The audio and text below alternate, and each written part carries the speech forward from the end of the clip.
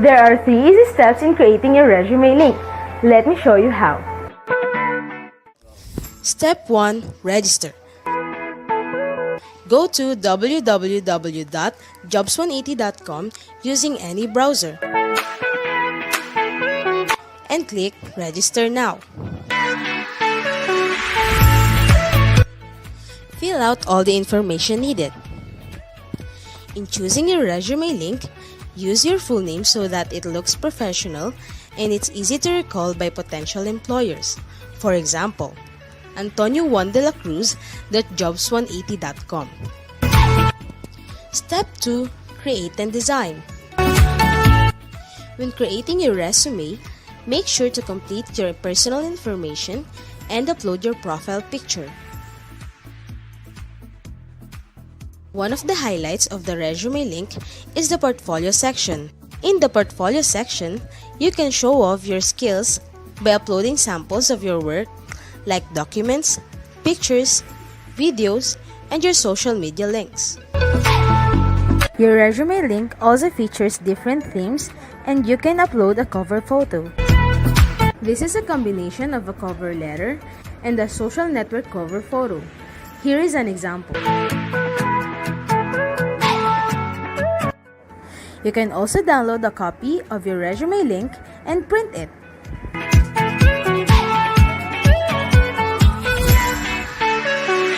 Step 3. Apply for a job. There are many ways to apply with your resume link. First is browsing the job recommendations in your Jobs 180 dashboard. If you're qualified, click Submit Resume Link. So what are you waiting for? Dress up your next generation resume, stand out brightly among the competitive job seekers in the market, and win the heart of your future employers using Resume Link.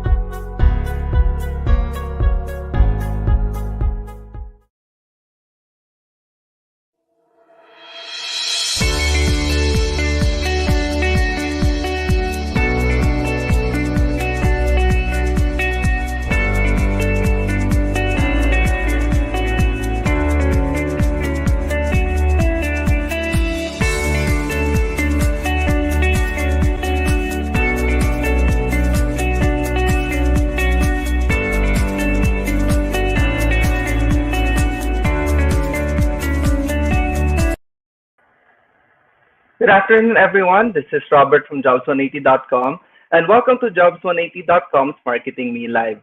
Now, this session is done for and in coordination with FEATI University. Before we proceed, please join us for the invocation, followed by the national anthem, which will then be followed by a short presentation video from your school.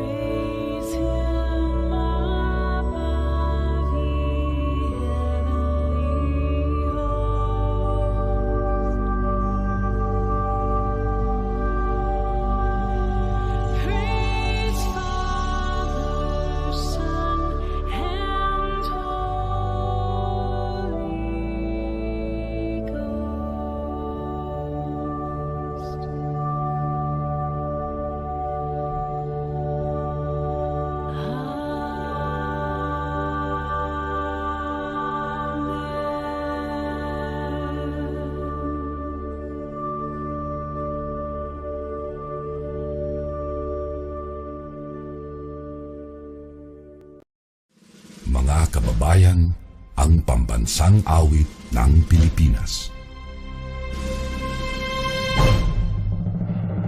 Kayang magiliw, elas ang silanganan, alam ng puso, sa titik mo'y buhay.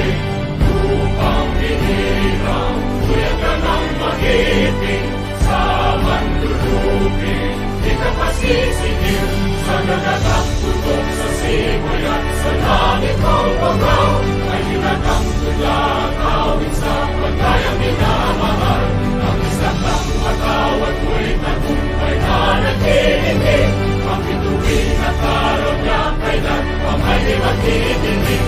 Luman ang araw ng walhagit pagsinta, mo'y langit sa piling mo. Ang inigaya na pagkay mga amin, at mamatay ng dahil sa'yo.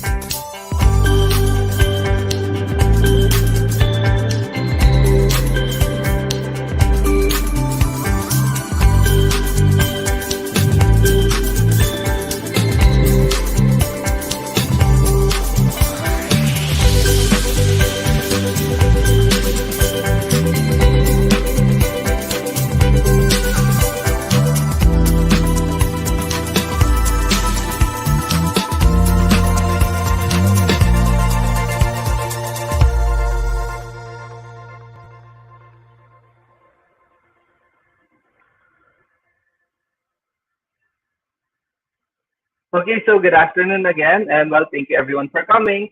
We would like to thank in advance then the companies that will be presenting later. We invited two companies to join us today, so we would like to thank them. Also, we would like to thank CEO Group for being one of our corporate sponsors for this event.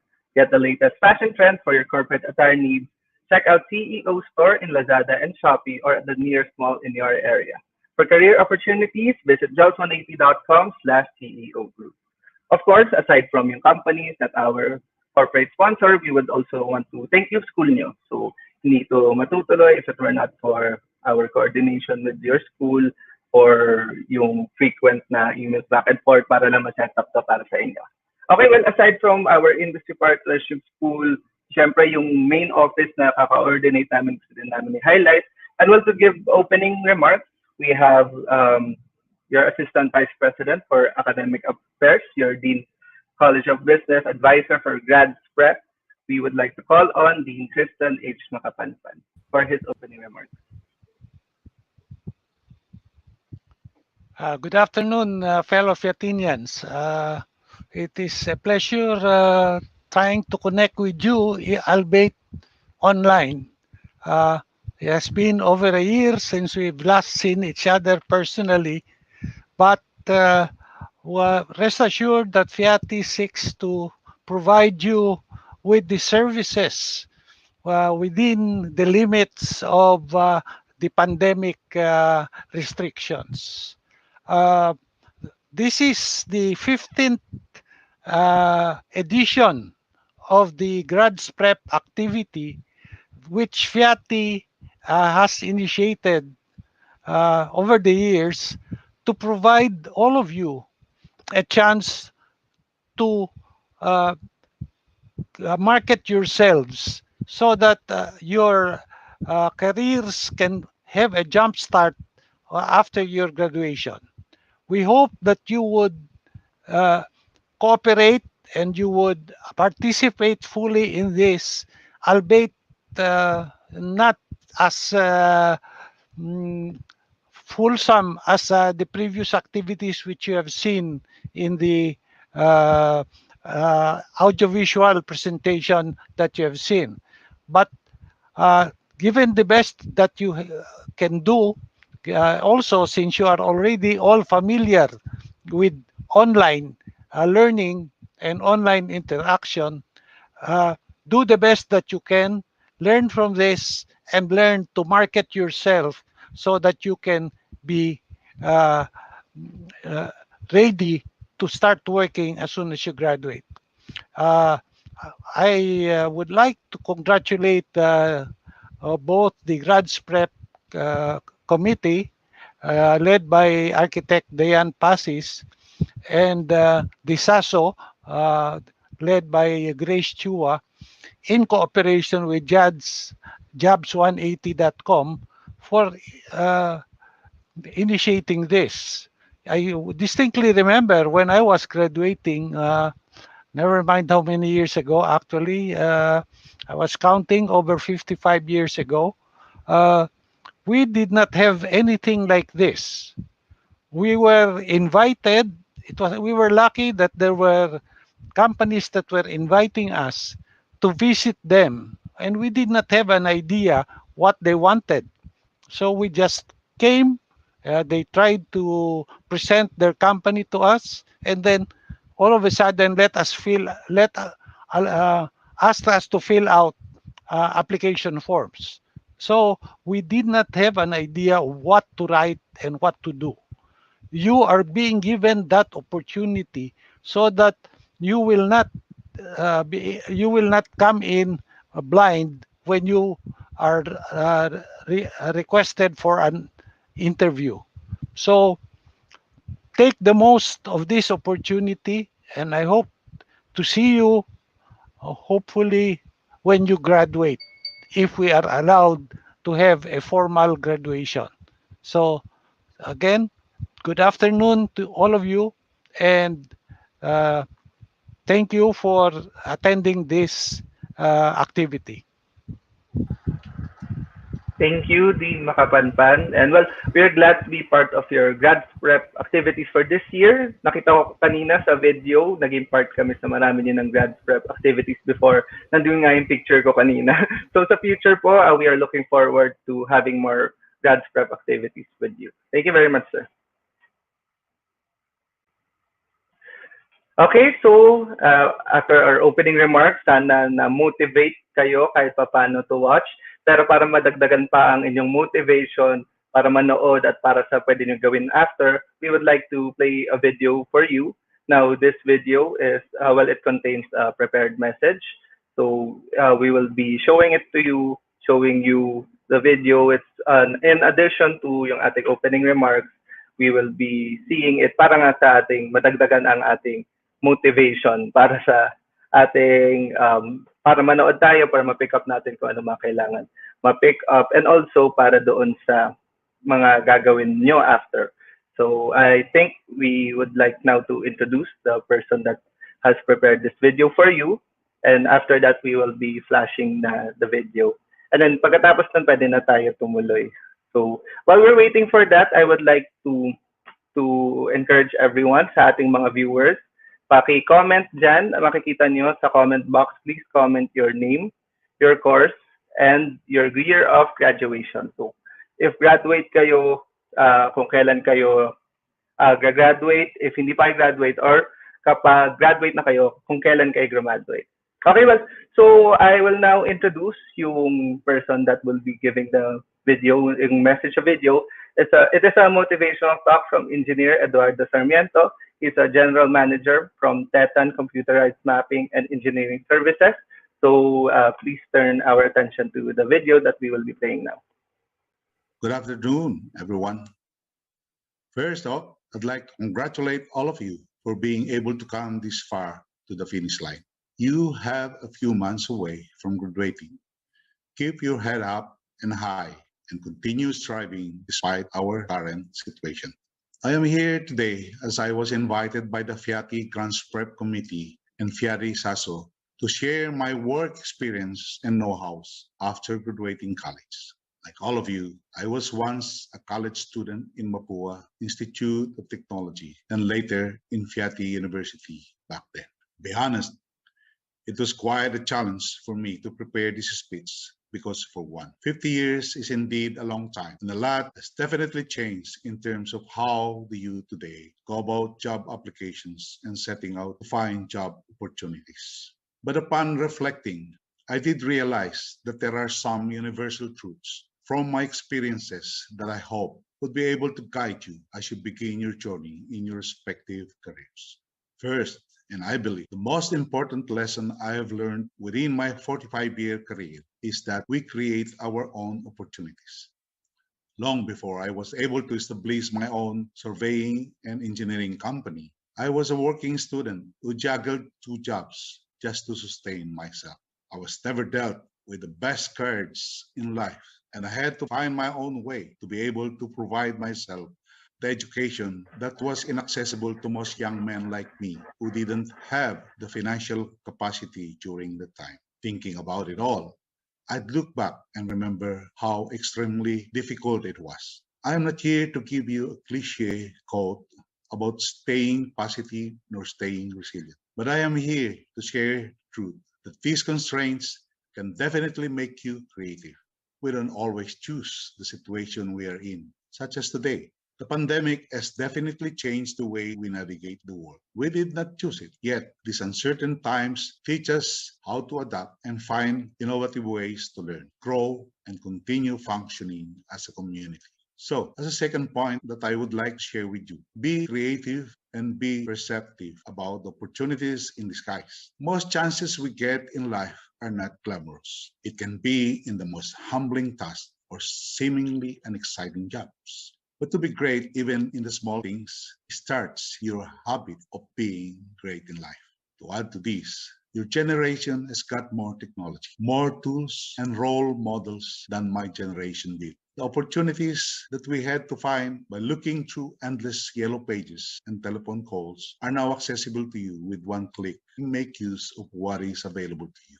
And do not get disheartened at the first sight of failure. Now, this is the part where I tell you to have the courage of an athlete and the patience of a saint. Setting out on a new journey is definitely not easy. I remember the multiple failures and challenges that I had to experience before I could have the expertise that I have now. Like an athlete, there will be many injuries and many times when you'd like to top out. But you have to stay focused and grounded on your why. Like a saint, know what you believe in and be 100% devoted to it. For whatever reason it is that you are in your field of study, take it to heart and keep it in mind as you go about job applications. This need not be a grand mission in life. It can be as simple as wanting to have stability, making you and your parents proud, or maybe you would just like to prove to yourself that you can do it. Remember it every day and be kind and patient with yourself along the way. Most especially today, the economic state of our country amidst COVID-19 is an added layer to the challenges that we face. But there will always be merit in having the patience and persistence to keep trying, and the flexibility to adjust to perspective so you could see all the opportunities waiting for you. As an employer, I would say the crucial value that makes an employee excellent is the determination and humility to learn, improve, and put effort in the work. It doesn't matter how good you are, but how willing you are to make yourself better every day. So on that note, I hope you remember these values and keep it to heart. Make your own opportunities. Be creative and perceptive. Have the courage to keep going, but also be humble and patient with yourself. You, dear graduating students, have the talent and potential to be great. Keep your dreams alive and don't ever downgrade it to fit today's unsteady reality. It's up to you to play your cards and to make your life what you want it to be. Thank you.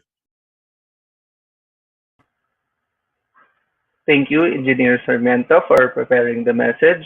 Well, your message has important things to remember, especially today para sa ating mga viewers. I sure they appreciate it. So thank you very much once again for preparing it. Okay, so now we can move forward with our program. So first, I would like to show you the topics that we will cover. So we will have ResumeLink, and then we will have someone from our company, jobs180.com, to give the talk, and then virtual interviews from Makati Medical Center. We will have a representative, and then last work from home jobs, and we will have someone from Inspiro. So I would once again like to inform everyone that you can comment dyan sa ating comment box. So meron tayong Q&A after each section. Please comment yung mga questions nyo. Also, tulad ng nasabi ko kanina, please comment your name, course, and the year of your graduation dyan sa same na comment box. Okay, so thank you. Let's move on to our first topic, which is the ResumeLink. I would now be introducing our first speaker. He has 20 years of experience in sales, marketing, business development, customer service, operations, business process, and human resources. As a trusted resource speaker, he has done over 1,000 career development seminars in more than 400 colleges and universities nationwide. Let's now all turn our attention to Mr. Kim Chua, the Managing Director of Jobs180.com. Everyone, allow me to share to you how to make a job-winning resume. Yan. A lot of you are now looking for a job and exploring for the next chapter in your life. I hope that this session will be able to help you. Not only you, but the people that you know that needs help in terms of how to make a job-winning resume. Yan. So yan na tinatawag natin ResumeLink. A lot of platforms right now, mga online platforms are being offered left and right. But for you to know paano to magiging job-winning tool or job-winning resume to, meron akong checklist. So go with me, with all these checklists. Your checklist should include the following. Number 1, kailangan mag-stand out ka. When you look for a job, you have to be able to stand out. Because if you're not going to be able to stand out, then I think you'll just be part of the crowd. You'll be one of the next applicant na wala lang, na hindi mapapansin. Another thing that should be in your checklist is that you should only have one file. Hindi dapat maraming files na iba-iba sinesend sa mga companies. Mas maganda, isang file lang para pag sinend mo, lahat ng details mo nandoon na. Another thing in your checklist is that it should make the process more efficient. Ibig sabihin, mas mabilis mag-submit, mas mabilis makita ng HR, at mas mabilis kayo makontak for possible next steps na or possible job offer na. Now, another thing in my checklist is that dapat tipid ito, wala itong gastos. The tool that I will show you today, wala itong gastos. Libre po ito. At higit sa lahat, itong pinaka-importante sa lahat, this should be in your checklist. The tool should be secured. Okay? More than anything, importante talaga ang data. Pero ang data ninyo, dapat yung proteksyonan. And using this tool, this is the most secured resume kung tawagin. Bakit siya tinawag na most secured resume? Let me go through the next slides na. Okay?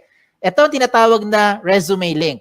Okay? A personalized URL for anyone can open online anytime. I will use an example para makarelate kayo. If you are John Santos, ang link mo or resume link mo pwede maging johnsantos.jobs180.com. Ganun lang kasimple. At yan na po ang resume link nyo. So how do you make one? Go with me through the 3 simple steps.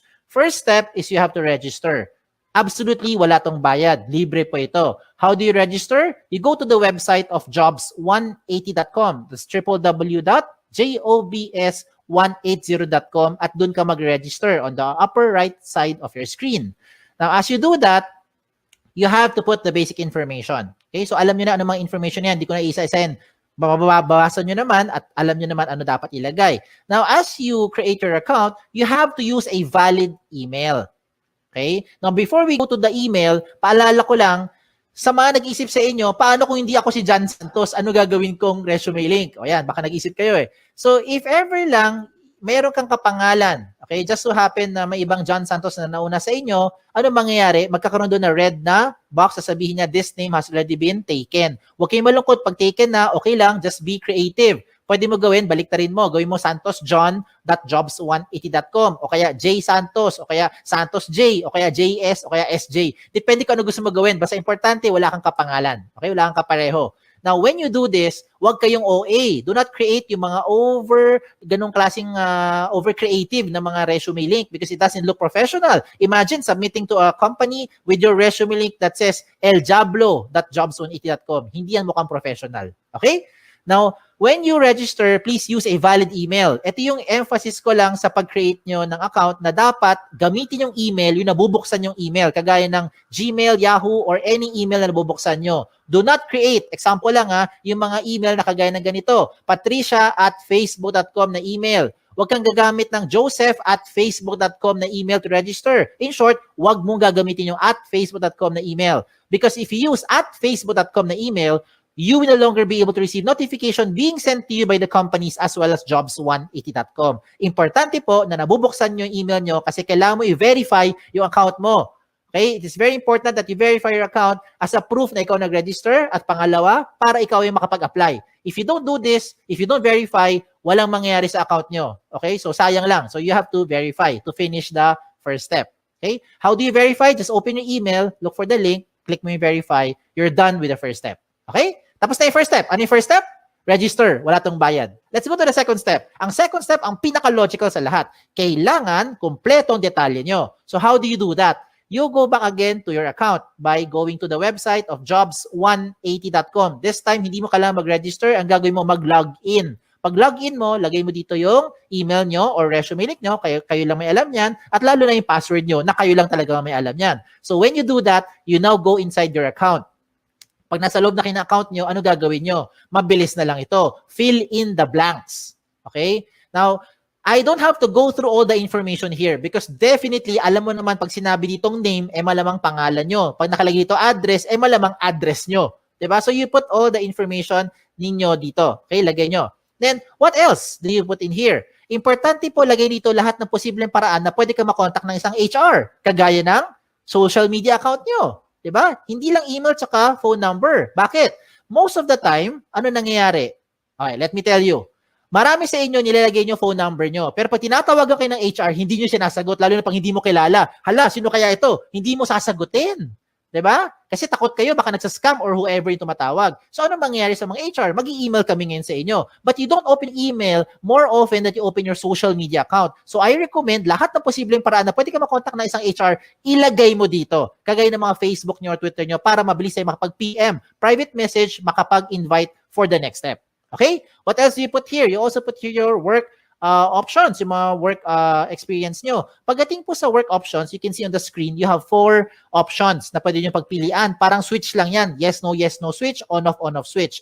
So you can choose here, example, looking for OJT, lagay mo yes, if you're looking for OJT right now. And later on, pag hindi na, turn it off. Edi lagay mo na no. Diba? So depende yan kung anong mas trip nyo or ano mas pasok dun sa hinahanap nyo right now. What the system will do is it will try to match you with companies who are also looking for the same profile with what you have. Yan yung kagandahan ng tool natin. Hindi mo kailangan mag door-to-door para mag-submit ng resume link ninyo.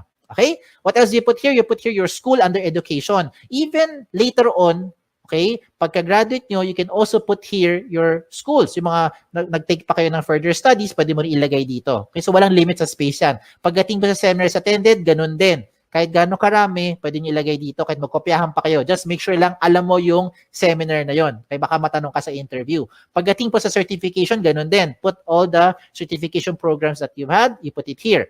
Okay? When it comes to the achievement, do not limit your achievement only inside the school. Hindi lahat na nakikinig ngayon ay Dean's Lister. Hindi kayo lahat dito ay honor student. Diba? Ayan, nag-agree marami sa inyo. So, hindi lang po ang achievement nakabase sa academic excellence. Some of you are student leaders. So, if you're active sa school, you also put it here kung ano yung mga pinagkakaabalahan nyo. And hindi lang sa loob ng school, even outside the school. If you're active in your barangay, halimbawa, isa kang tanod, ilagay mo dyan. Diba? Yan yung mga achievement ninyo. So, you put it here. Bakit? Because what you're doing now is you're trying to market yourself more effectively to that prospective company. Okay? Now, when it comes to the skills and languages, ito yung common observation namin mga HR. Pagdating sa skills, nilalagay mo lang na skills yung mga umiikot lang sa course nyo. Hindi porkat communication arts ang course mo, com arts lang ang skills na alam mo. Hindi porkat engineering ang course mo, ang alam mo lang na skill ay pang-engineering. Hindi porkat tourism or HRM ang course mo, ang alam mo lang na skill ay pang-tourism at pang-HRM. Maybe some of you are into multimedia, into photography, into videography, into something else, arts, crafts, whatever. Lahat ng yan, skills nyo yan. Remember, what you're doing here is you're marketing yourself more effectively. Kaya kung ako sa inyo, ilagay mo dito lahat ng skills na alam ninyo. Pagdating po sa languages, ganun din. Huwag mong ilimit yan sa dalawang lengguwahe lang. Because I'm sure alam nyo na yung dalawa. Kung dalawa lang talaga alam nyo, din dalawa lang. Ano tong dalawang to? English and Tagalog or Filipino. Okay? Now, if you know other local dialect, Bisaya, Kapampangan, Sabacano, Ilonggo, you can also put it here. If you know foreign languages, German, French, Chinese, Japanese, diba, Korean, pwede mo ilagay dyan. Okay? Walang limit sa space yan. When it comes to the references, sigurado ko yung mga references nyo, kilala nyo. Ang malaking tanong dito kayo ba'y kilala nila? Sana oo, di ba? Kasi madalas pag tumatawag kami sa mga references nyo, hindi kayo maalala. So please tell them, ginawa nyo silang reference para at least they know what to tell about you. Okay? Now at this point, to make your life easier, kung sakali lang nakagawa ka na ng resume nyo in your Word file or maybe in your doc file, depende kung anong file nyo, PDF file, whatever file you have. Kung nakagawa ka na ng resume nyo, simple na lang. Just copy all the information inside dito. No, ilagay mo sa loob ng ResumeLink. Just transfer them here inside the ResumeLink para maging secured yung data nyo. Okay? Kung bakit secured, I'll tell you as we go along. Okay? So yung mga sinabi ko, I think alam nyo na yan. Alam nyo na yan. Okay? Itong mga susunod kong papakita, ito yung mga amazing na portion. Let me start with the portfolio section. Ano yung portfolio section? This is the part where you now upload evidence of your skills. Example, ano ebidensya na graduate na kayo later on? Diploma, di ba? Transcript. Ano pa? Toga, hindi ebidensya yung toga. Okay? Kung ano man meron nyo, 'di ba? Certificate, diploma, 'yan, ebidensya 'yan, okay? Kung transcript of records is evidence na graduate na kayo. Ano ebidensya na wala kayong criminal record? NBA clearance, police clearance, 'di ba? Ano ebidensya na pwede ka pumunta sa ibang bansa? Passport, visa, lahat ng mga sinasabi mong mga skills mo or yung mga what you're claiming that you know, you can now support them here sa portfolio section by showing those documents. Diba? Anong ebidensya na ikaw ay healthy? Meron kang medical clearance. Anong ebidensya na pwede ka mag-drive ng sasakyan? Meron kang driver's license. Diba? So gets nyo na yung sinasabi ko. Ang point ko lang is you can now put the things here to support yung claim nyo of your skills. Now, you're starting to think, Sir, kung pare-pareho naman kaming graduate sa school namin, pare-pareho kami magkakaklase, same yung course namin, same yung school, same yung teachers, same yung curriculum, pare-pareho lang naman kami lahat, walang experience sa trabaho, how will we stand out? Ayan, di ba? Okay, ito ngayon yung isang magandang recommendation ko sa inyo on how you now stand out. You get your smartphones.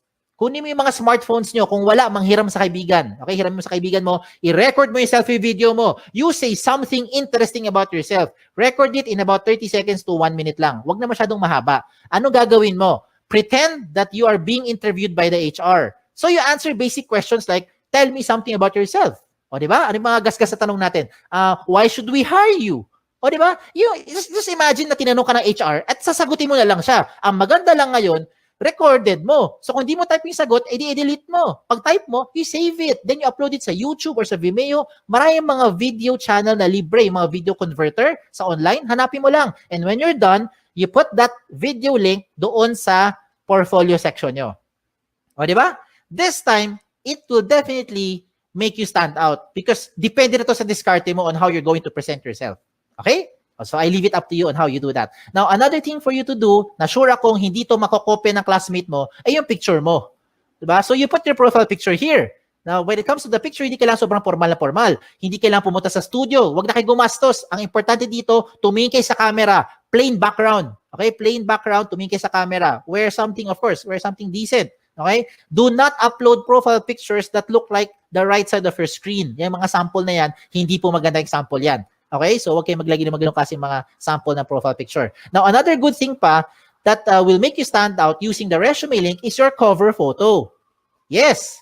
A picture paints 1,000 words. Yan ang kasabihan na very, very applicable dito. A lot of you who are listening today, hindi kayo gifted with writing skills. Hirap kayo i-express ang inyong feelings at inyong thoughts into words. Hindi mo ma-type, hindi mo ma-sulat. Tama? Hirap tayo eh. Bakit? Hindi natural sa atin yan. Pero pagdating sa picture, kaya mo i-express yung inyong personality. Look at the examples I'm showing you. Look at the one on the left. Ano siya? Isa siyang ophthalmologist or optometrist. Sabi naman ng iba, eye expert. Di ba? Yung sa kanan, ano siya? Sabi ng iba, sir, parang IT. Sir, techie siguro kasi maraming gadget, pati stapler, gadget niya. Di ba? O sabi ng iba naman, sir, parang makalat. O depende na kung how you are going to interpret it. But now, the way I see it, itong taong to, multitasker. Okay? Another good example I'm showing you is this one. Someone from psychology, someone from neurologist, or maybe someone who knows left and right. Ganun lang kasimple. No? So, depende yan how you're going to express yourself. Okay? Another good example pa, ito. Itong person na to, ang gusto niya sabihin, there's no shortcut to success. You will be able to reach your goal by taking one step at a time. O, di ba? So, I'm showing you good examples. Hindi yan member na Akit Bahay Gang. Hindi rin po yan social climber, in case that's what you're thinking. So, kung nagpakita ko ng magaganda example, I will also show you yung mga hindi magandang example para wag niyong gagayahin. Huwag kayo magpapaka-misteryoso. Okay? Make sure you put your picture there. Okay? Kasi maraming pangalan ngayon interchangeable. Ako mismo, guilty ako dyan. My name is Kim. A lot of people think babae ako. Ako rin mismo, napagkakamala ko yung mga aplikante, panakita ko, Chris, George, Alex, Sam. O, diba? Minsan isipin ko, Joey, lalaki. Yung pala, babae. Diba? So, you better put your picture there para at least alam ng HR who to expect. Okay? Now, when you make your resume link, dapat may laman talaga yan. Kasi kung walang laman yan, ganyan itsura niyan. Blanco.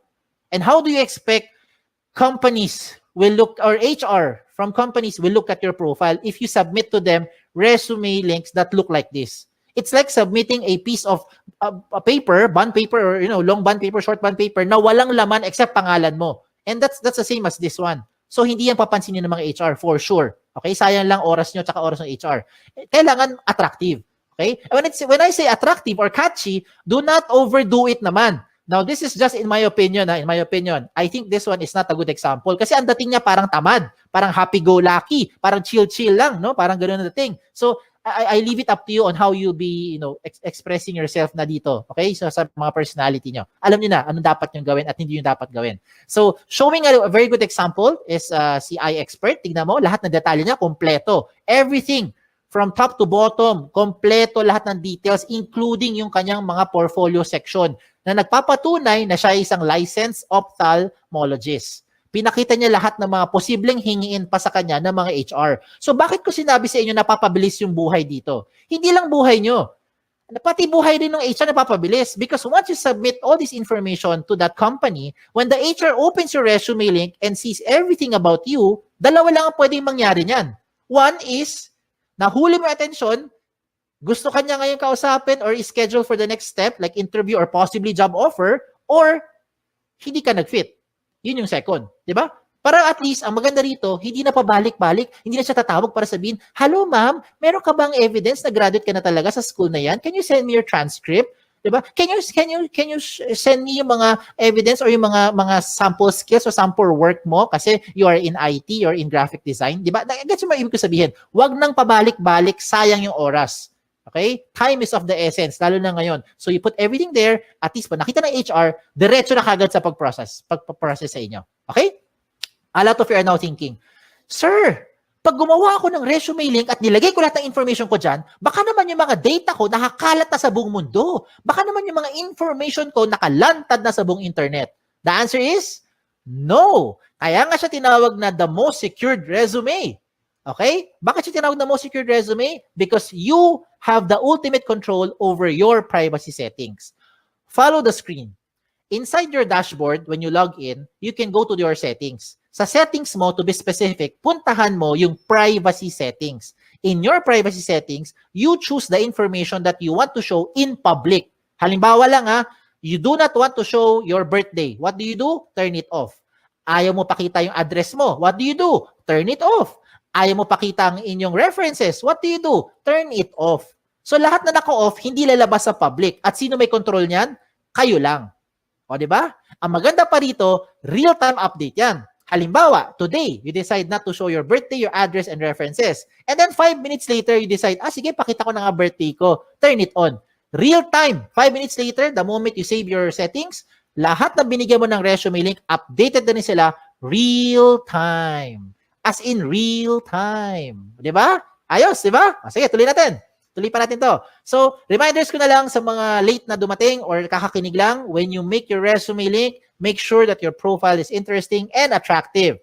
Okay? Wag OA. Iba yung over naman yun. No? Wag naman ganun. So, make sure it's attractive, it's catchy.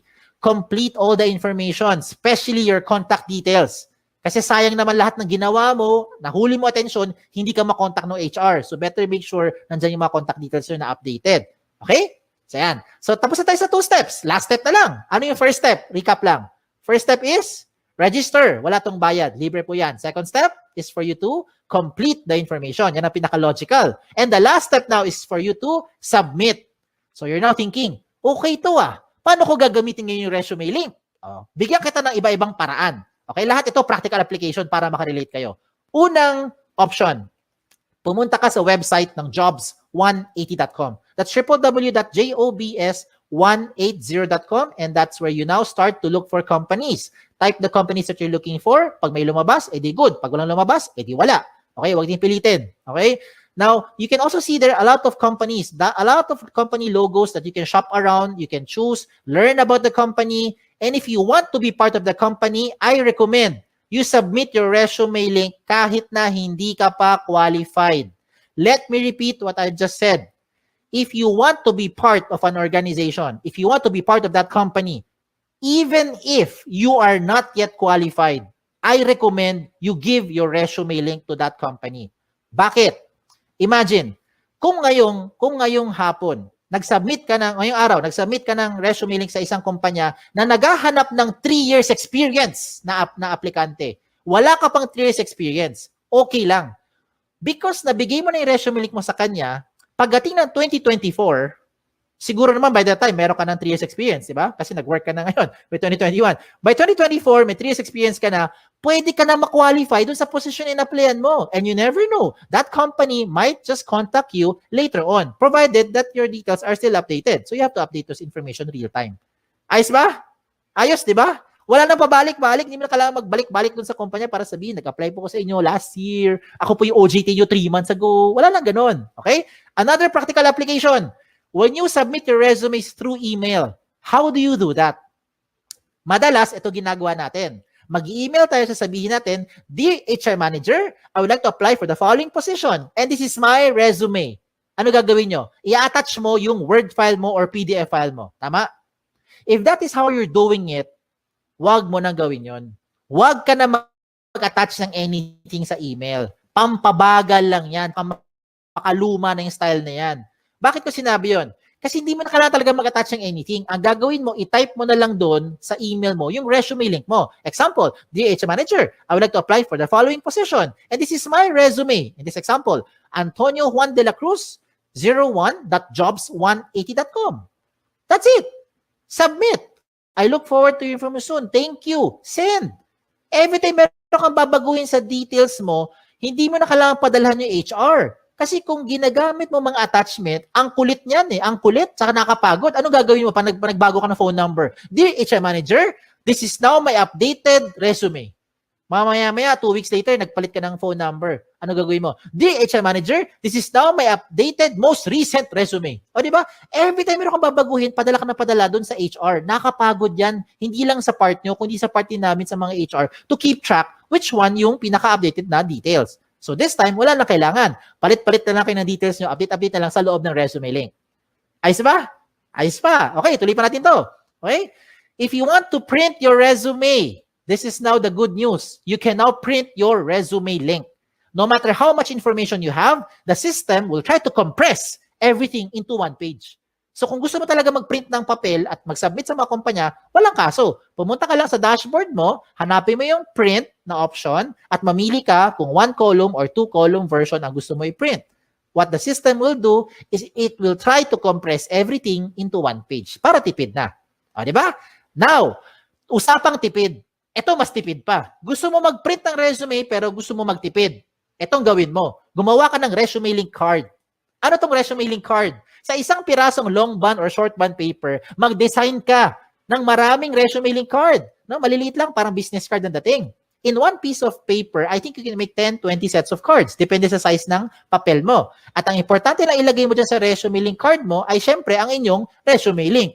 Diba? So, hindi mo na kailangan ilagay lahat ng details mo sa resume sa loob ng maliit na papel. Lagay mo lang ResumeLink mo. And that is what you now give to the companies when you start applying.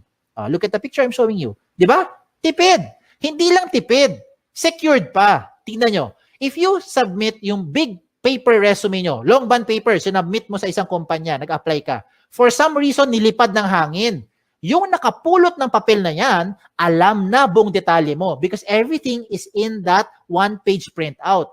If you lose that small piece of paper, don't worry. Meron kang peace of mind. Bakit?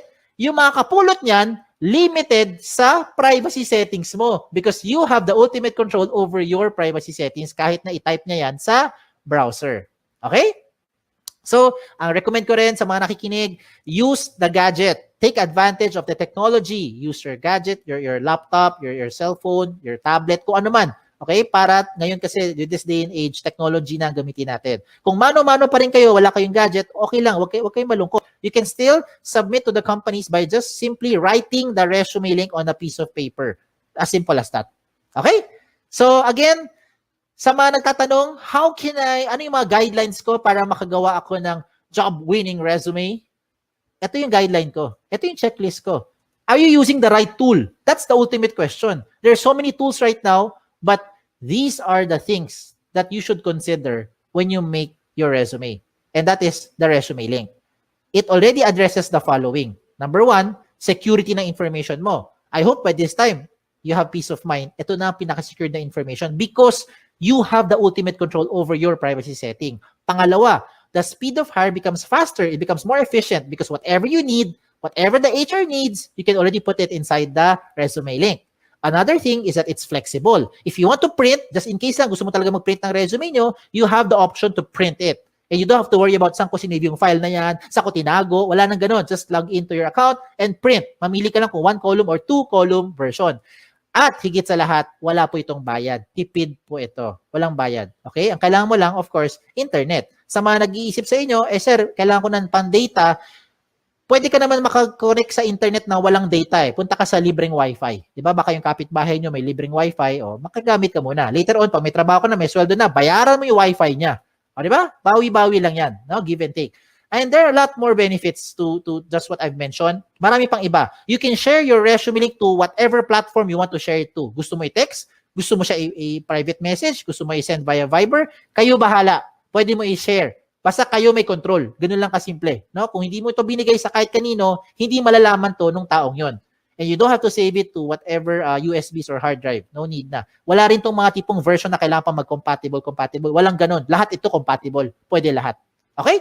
So, shout out na lang ako. Shout out to all our school partners. By the grace of God, right now, we have about 400 plus colleges and university partners nationwide, including your alma mater. So, thank you. We're very thankful for this opportunity that we're able to do this kahit tayo nasa loob ng bahay, kahit kayo ay nasa loob ng bahay. So, hindi tayo physically nagpe-present, pero nakakatulong pa rin tayo, especially if you have friends or relatives whom you think would need this tool.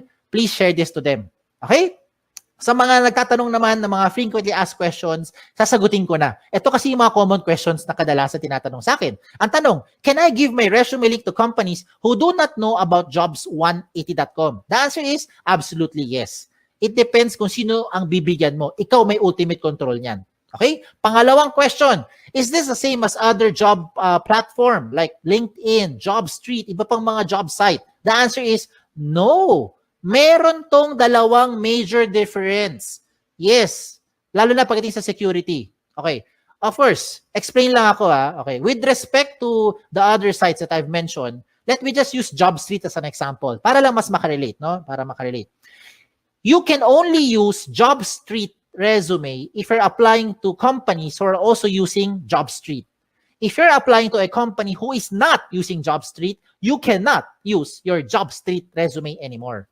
With your resume link, you can use this to any type of company, any platform, wherever they are. Kahit sa loob ng Pilipinas or sa labas ng Pilipinas, pwede mong applyan. Kahit hindi niya alam ang Jobs 180, basta alam niya ang resume link mo, pwede niya mabuksan ang profile at makita according to your settings. That's the first difference. Pangalawang difference, kung nabigay mo na, kung na-submit mo na ang JobStreet resume mo sa isang company, wala ka nang pwedeng baguhin. Lahat ng data mo nandun na yan sa HR. Yes. Hindi na magbabago yan real time. With your resume link, na-submit mo today, mali pala number mo, na-submit mo today, mali pala yung spelling mo, you can always edit it, enter, save it, real-time update. Lahat ng bigyan mo ng resume link, updated real-time. Ayos? Okay, tuloy tayo sa number 3 question. Number 3 question is the easiest question.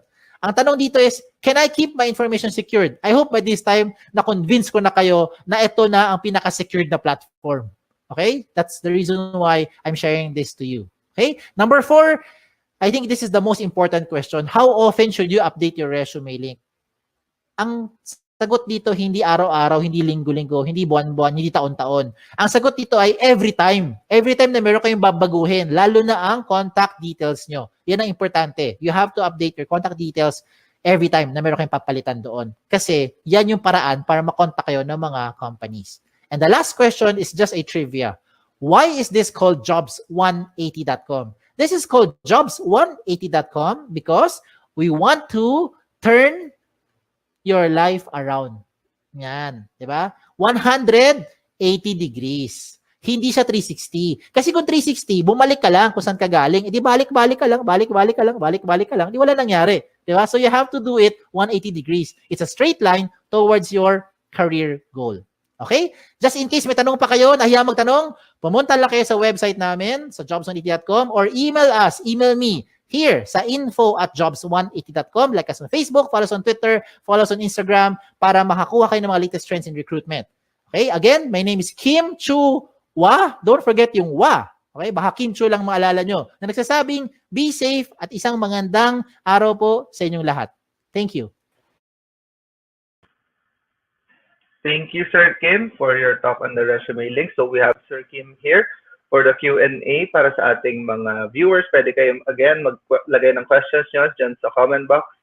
For now, I would like to ask Sir Kim a couple of questions. Sir Kim, kanina you were mentioning about real-time update kapag nakuha ni company ang inyong resume link. Well, ma-update din ba siya if ever may changes na nangyayari sa profile mo? You mean to say ma-update pa si companies? Company, yes. Okay.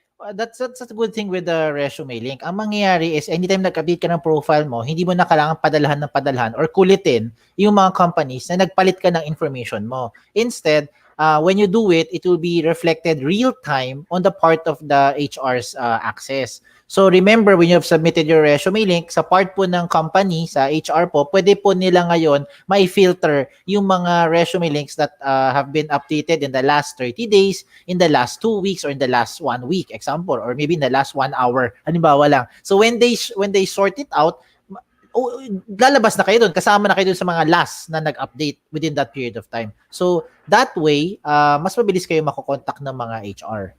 So I hope na-answer ko yung tanong ni Sir Robert. Yes, sir. So, all the more may reason ng ating mga viewers na parating update ang kanilang resume link if kailangan.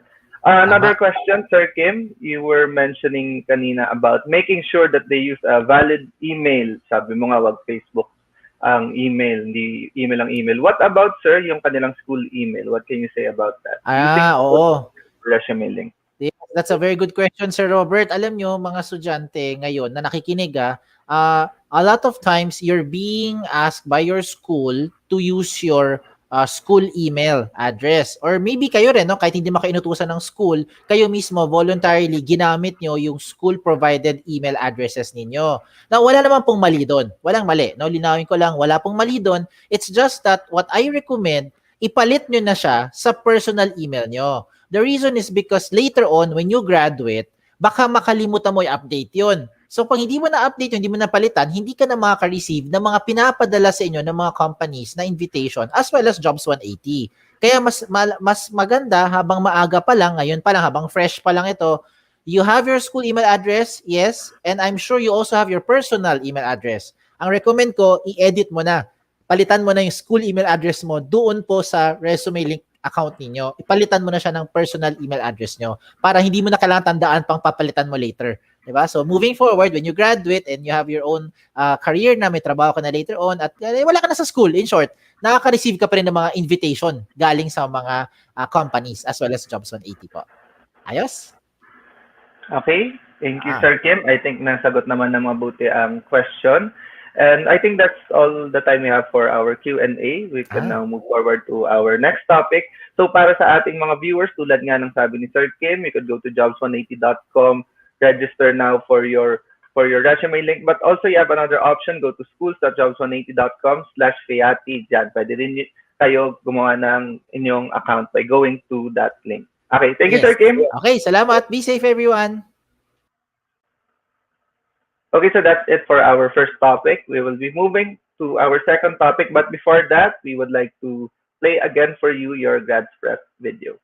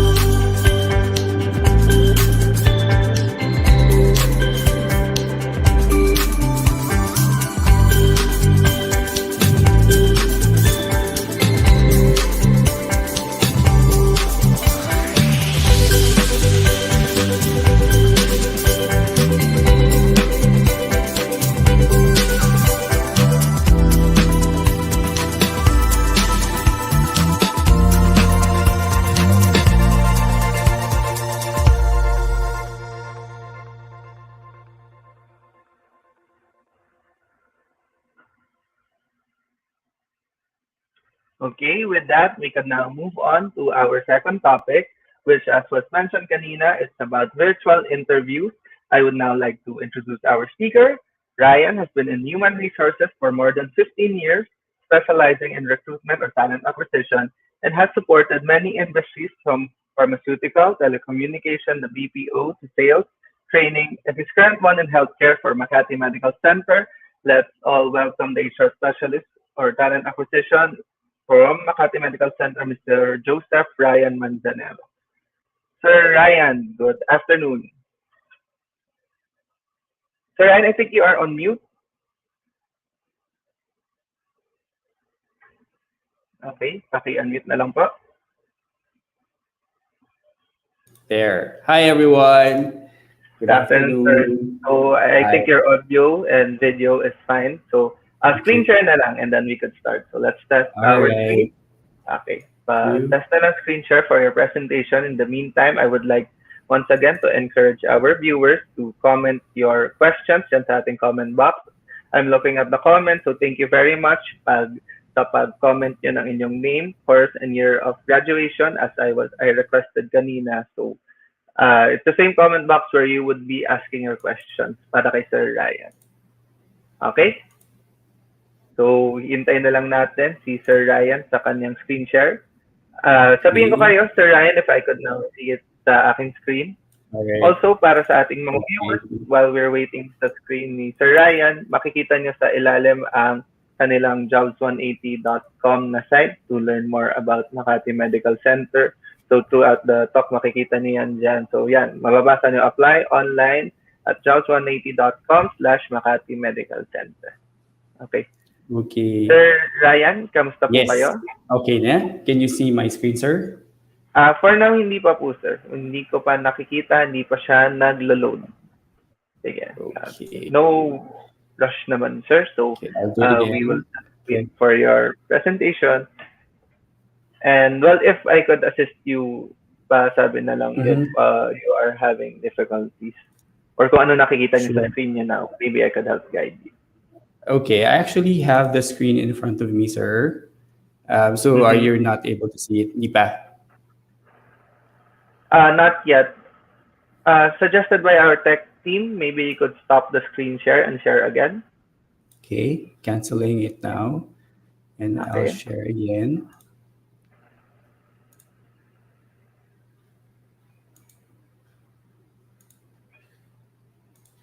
Update ko kayo, sir, if I could see it na sa Okay, aking screen. should be And seeing the main page. Yes, it's there. And naka-full Okay. screen na. So I'll be heading backstage. Balik na lang ako, sir, for our Q&A. Thank you. We can start. All right. Thank you. Thank you. Hi, everyone. Good afternoon again. My name is Ryan from Makati Medical Center. And for this part of the afternoon session, I'll be giving you some tips, some interview tips, and maybe some insights about two aspects of your job hunting. So yung dressing up, that's one. And then yung answering interview questions. Okay? So for just an outline, para mabigyan lang tayo ng parang outline on what we're going to be discussing this afternoon. So for the dressing up part, we're going to look into this item. So why are we dressing up for an interview? Okay. And then we're going to talk about yung typical interview attire for a man and then for a woman, and then the other tips. And then for the answering interview questions, we're going to talk about the most common questions that are asked during an interview, and then some insights on how to answer them, and then finally some other tips on that. Okay, so let's move on now to the dressing up part. The first part is, why do we dress up for an interview? So syempre, hindi lang siya dahil sa yun yung expectation, but of course, ito yung first time mong magpapakilala sa company, diba? So what we want to do is we want to make a good first impression. Okay? So syempre, ang nakita pa lang ng mag-i-interview sa'yo would be your resume and maybe your resume link also. So meron na siyang idea about who you are based on what you wrote down there. Kaya nga tama, dapat i-complete niyo yung details doon. So that gives us a better understanding of who you are. And then when we see you, syempre, we want to know na tama, nagtatali yung nakita namin dun sa resume mo with what you and how you look like. No? So we want you to look presentable, neat, professional, of course. And when you dress up, that you are able to achieve that. No? So you get a good first impression. And then pangalawa, it's for us, it gives us an idea. So when you dress up for an interview, we somehow get the idea that you're serious about getting this job, diba? So, kasi if you come in here and you look like, you're about to go to the mall or maybe go to the gym, baka we won't see you as a serious candidate and baka hindi ka namin ma-consider properly for the job that you're applying for. And then finally, one important thing for why you should dress up for an interview is it gives you that boost of self-confidence. Bakit? Kasi, di ba, you're looking for a job, medyo stressful na yun to begin with, naghahanap ka ng trabaho and marami kang pinag-a-applyan, tapos you have to prepare for that, tapos isipin mo pa yung isusuot mo, di ba? So, but if you already have it ready and prepared for that aspect, parang feeling mo kahit papaano, you can focus now on other items dun sa pag-apply mo, like yung pag-prepare mo dun sa resume mo or sa sasagutin mo or sasagot mo sa interview, no? So when you dress up, it's one less thing to worry about, no? So medyo may confidence boost ka doon, okay? All right, so moving on, we will now talk about, the typical men's interview attire. No? So I have here a sample of what's appropriate actually for an interview if you're a guy, no? So depende sa industry kung saan ka at anong position ina-applyan mo. Typically, pwedeng medyo a little bit more serious by wearing a tie or magko-coat ka or jacket, no? To pag, let's say, you're also, depending on some industries na medyo applicable yung colorful na shirts, diba? No? So, as you can see here, the dressing up part actually is not only yung top and bottom yung suot, but also everything, including your hair and the accessories. No? So, just very quickly lang, we'll talk about na nakita dito na for the hair, you make sure it's neat, okay? It's short, definitely, no? Ayaw namin nung medyo mahaba or unruly na yung hair na nakaka-distract na siya doon. Kailangan may collar siya, okay? Pwedeng long sleeves or short sleeves. O, sa atin, pwede acceptable yung short sleeves. Usually, mas maganda syempre pag nakatuck in siya kasi it looks neat and professional. Pero because we're in a temperate country, medyo mainit sometimes, mas komportable tayo na nakatuck out. Okay lang naman yun, provided that it's not too long na kinakain ka na or hindi ka na ma-appreciate nung kausap mo kasi parang puro shirt na lang yung nakikita sa'yo, di ba? So, that's for the top portion. No? Now, for the jewelry, may note dito na for men, try to minimize yung wearing of other jewelries that may be makaka-distract sa interviewer mo. No? So, typically, ang acceptable lang would be your watch, of course, and then your wedding ring if you're married, of course. So for the belt, it's recommended na naka-belt ka kasi it ties in that neat professional look, diba? So try to wear belts pa rin. I know some people are not so fond of belts kasi parang masikip or whatnot, no? But we're trying to yun nga, make a good first impression. And then for the bottom part, for the jeans, no, so that's a big no-no for interview, especially for man. What we want you to wear would probably be yung khakis, dark slacks, dark navy pants, mga ganun, dress pants, trousers, and then of course for the socks and shoes, di naman sa big no-no yung white socks or dark shoes, pero parang it conveys kasi na parang juvenile, bata masyado. Pang school kasi yun pang elementary, di ba? Typically, ang uniform ng mga bata is white socks tapos dark shoes. No? So try to wear dark socks and shoes para medyo slim at malinis at professional looking yung attire mo. So medyo polished siya, okay? And then that's typically for the male interview attire. Siguro a good note here, if let's say you have tattoos, try to cover them as much as possible because again, you don't want that to distract the interviewer. No? So at some point, it's going to be asked, or you can tell them about it. It's not a problem, I think, because that's part of maybe your personality. And but for the purposes of making a good first impression, all that, try to minimize that first, okay? So that hindi siya maging more like the point of conversation or topic. Okay, so moving forward with the next one, which is for the women's interview attire. So we have here a typical interview attire for a woman. Of course, medyo mas marami silang options. They can wear skirts. but this one looks very polished and professional, no? So from the hair, yung pag mahaba yung masyado yung hair, we want them to sana be pulled back or in a bun para neat looking siya, no?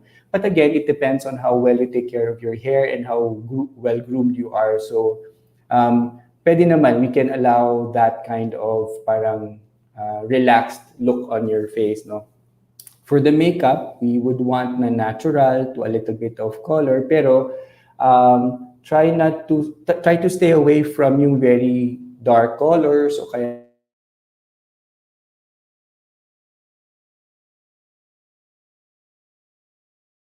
naman yung medyo experimental almost, no? Pupunta ka ng club, 'di ba? So to like about street party or something after.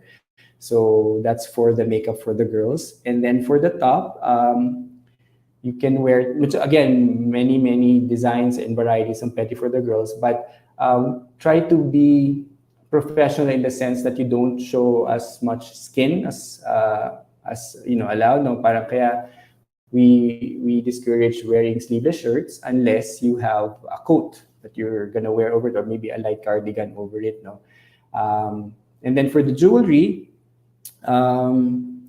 okay lang naman. We like that you sort of show your personality when it comes to the jewelry, pero try to stay away from yung very flashy, yung maagaw sa pansin, or yung maingay, yung medyo nagkaroon ng time na medyo mauso yung maraming bracelets, maingay. And then when the person was answering the question, she got nervous, tas galaw siya ng galaw, so mas lalong umingay pa, so nakadistract yun. Hindi lang sa nag-interview, but also sa kanya. Kasi parang yun ang unfortunately na nasuot niya nung time na yun. No? So for the bottom part, again, like I said earlier, you can wear skirts. Slacks. For the skirts, it has to be right length, no? Wag masyadong maiksi. And wag din masyadong mahaba. No? So tama lang would be, the appropriate length would be up to the knee length. And then for the pants, again, similar to the guys, you can wear khakis, linen pants, dress pants, and also the same, no jeans for women also. Okay? And then finally, for the shoes, closed shoes, syempre.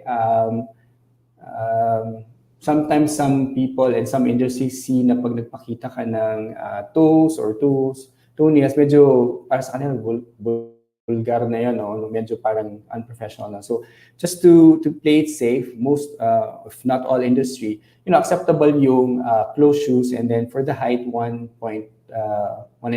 inch heels kasi mas professional looking, iba yung tindig mo, and you somehow can present yourself better with an interview, for your interview. Okay? And then after that, some other tips for dressing up. So like I said kanina, parang you want to make sure na ito yung part na hindi mo na masyadong isipin and can help you further spend more time sa pag-prepare sa actual interview. So what you want to do is, tip number one, you ready your clothes ahead of time. Syempre, ironed out, malinis. You do it at night, maybe.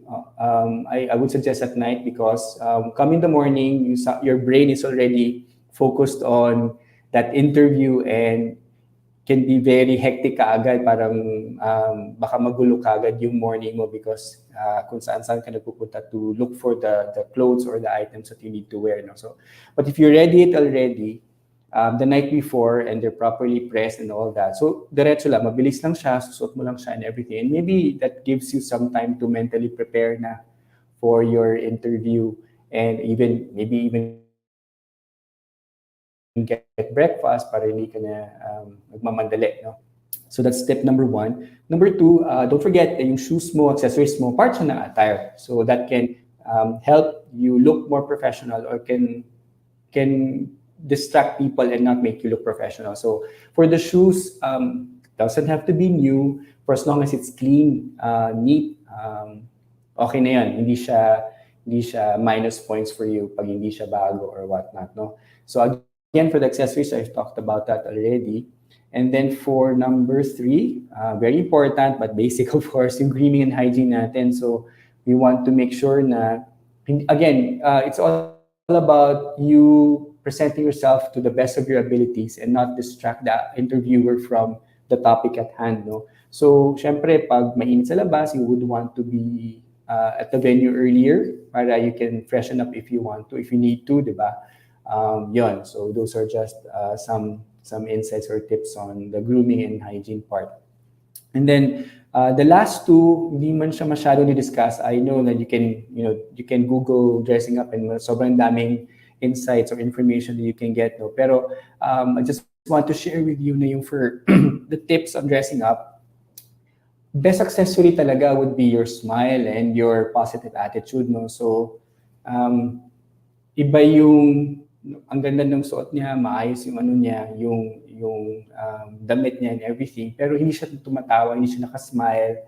So mukha siyang parang ayaw niya doon sa area or ayaw doon sa lugar. So hindi ganoon ka pleasing yung feeling tuloy nung mag-i-interview sa kanya kasi parang hindi siya tumatawa, hindi siya nagsasmile, hindi pleasant or kumbaga mabigat sa loob, parang ganon yung person, no? So make sure na paglabas mo pa lang ng bahay on your way to the interview, medyo piniprep mo na yung sarili mo na, you're nice and smile and then you positive attitude. Yun, it's really quite a good thing already if you have those two, no, when you come in for the interview, aside from, of course, dressing up properly. And then finally, yun nga, I think I was trying to allude to this earlier na you have to be prepared for why you dressed up in the first place. No? So hindi siya pwedeng sobrang focus ka lang dun sa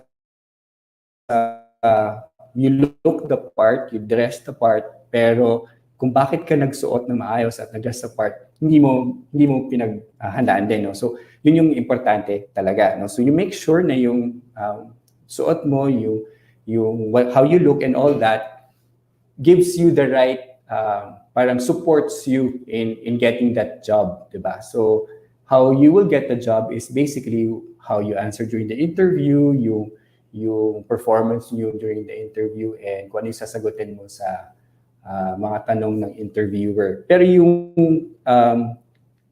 clothes mo, when you look the part, dress the part, dapat sobrang ano lang siya, parang next supporting role siya, no? Ang kailangan pag-iksiyan, very much prepare yourself for would be the interview itself. Okay?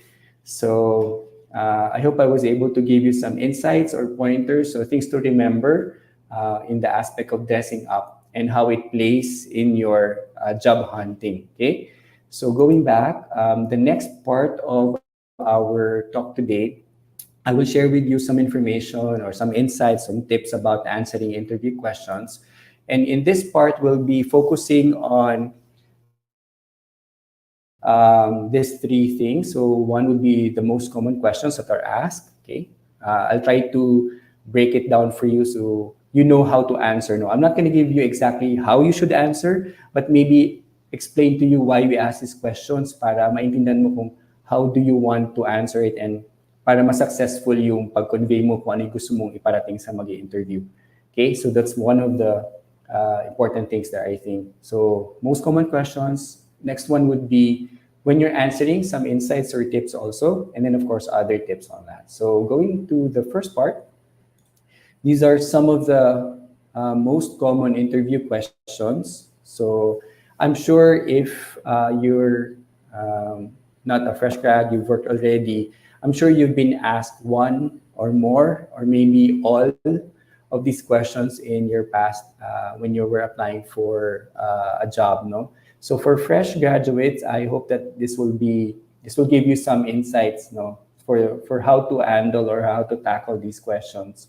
So when we ask you, tell me about yourself, basically we actually want to know more about you, know, something about yourself, you know. So don't be shy, no? So you want to give us something to connect you to the job, diba? So when we ask you, tell me about yourself, you share what you want to share about yourself with us, no? So from maybe a little bit about your family background, education, work experience, maybe.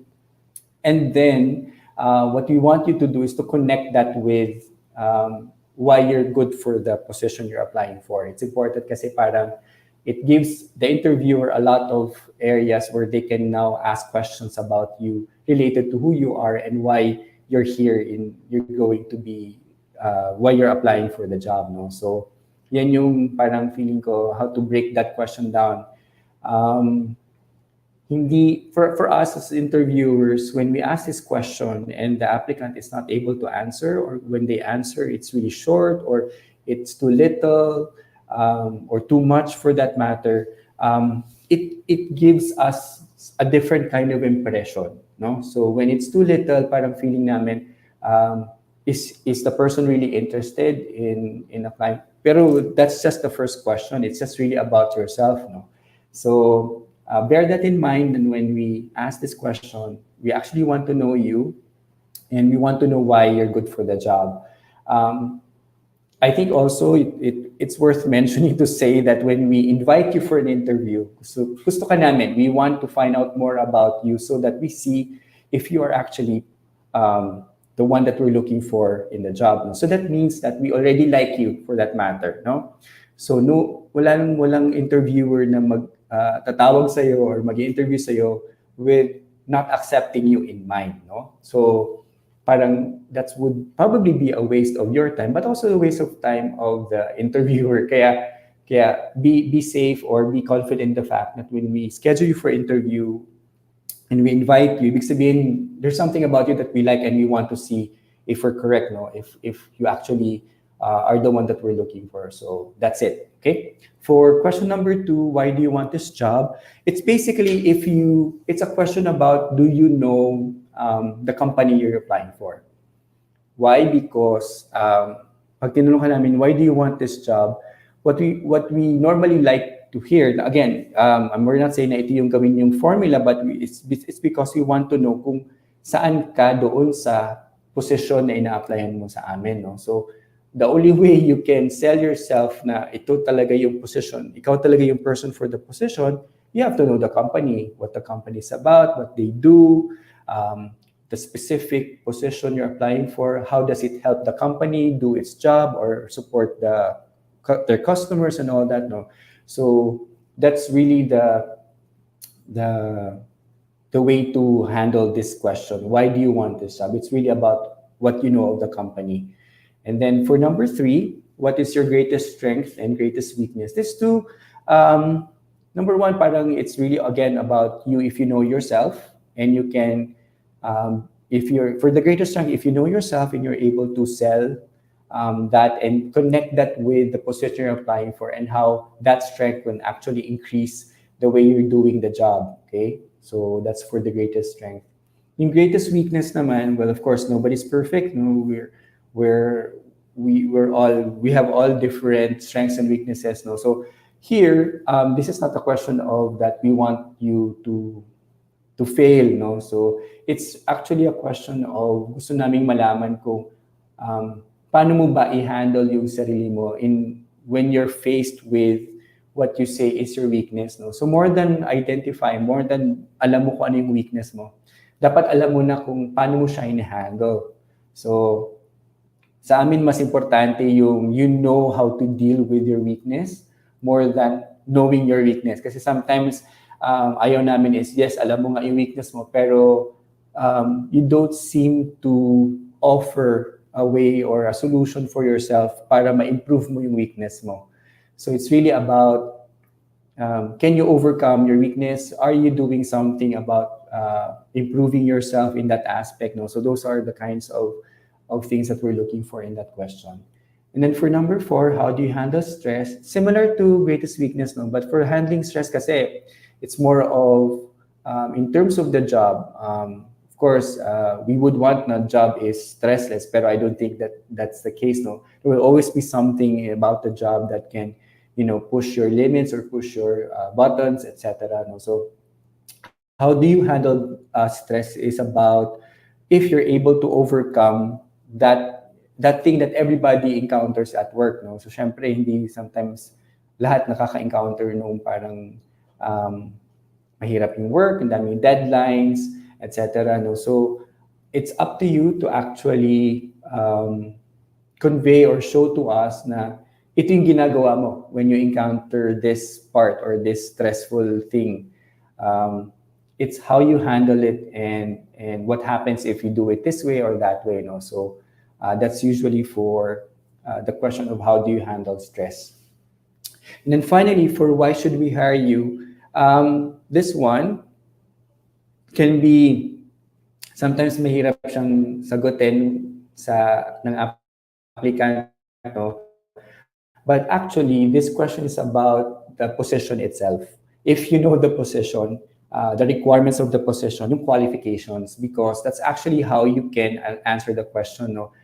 At the end of the day, you might have the best paper or resume on hand, personality-wise, you're okay. But if we ask you why we should hire you and you don't know basically the job, hindi mo ma-explain at hindi mo ma-convey sa amin na ito yung gagawin mo dahil ito yung trabaho, parang there's a slight chance that some other candidate who's able to answer why we should hire you because they know the position and they know they can do the job, the requirements, the qualifications, and they have the qualifications, I think baka mas mapunta yung attention and a positive response to that applicant more than you know. So these are just 5 common interview questions.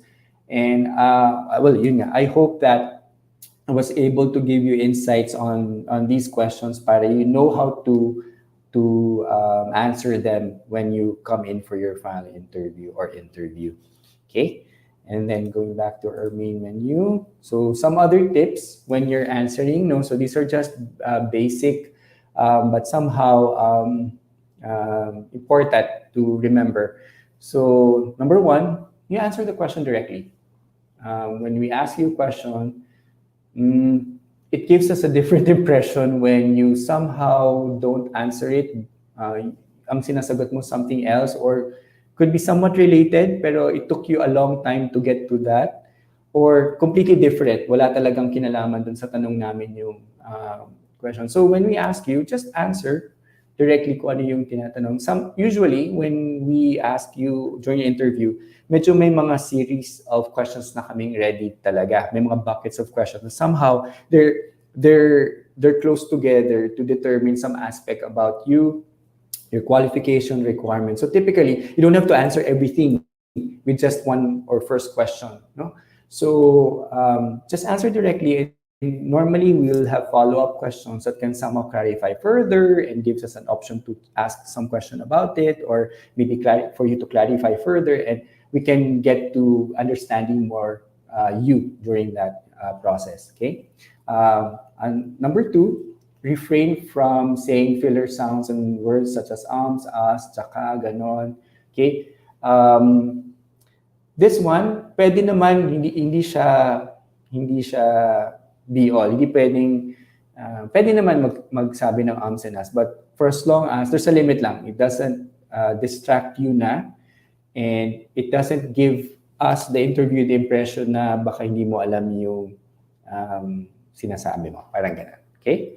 So, try to minimize that, pero okay lang if you say it every now and then, for as long as you have substantial answer or you have a lot of things to say about the question.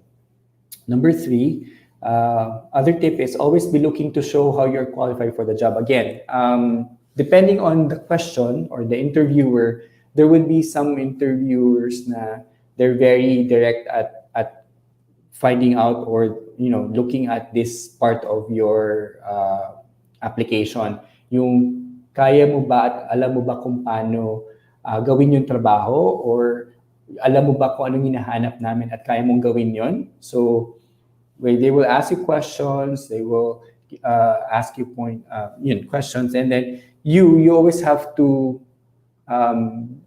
watch out ka lang dapat parati for a way for you to sell your skills, what you know, and what you can do for the company. No? But of course, you have to time it properly. Hindi pwedeng, iniisip ko to, sasabihin ko kagad when in fact it's not as related to the question of the interviewer. So just be aware of that.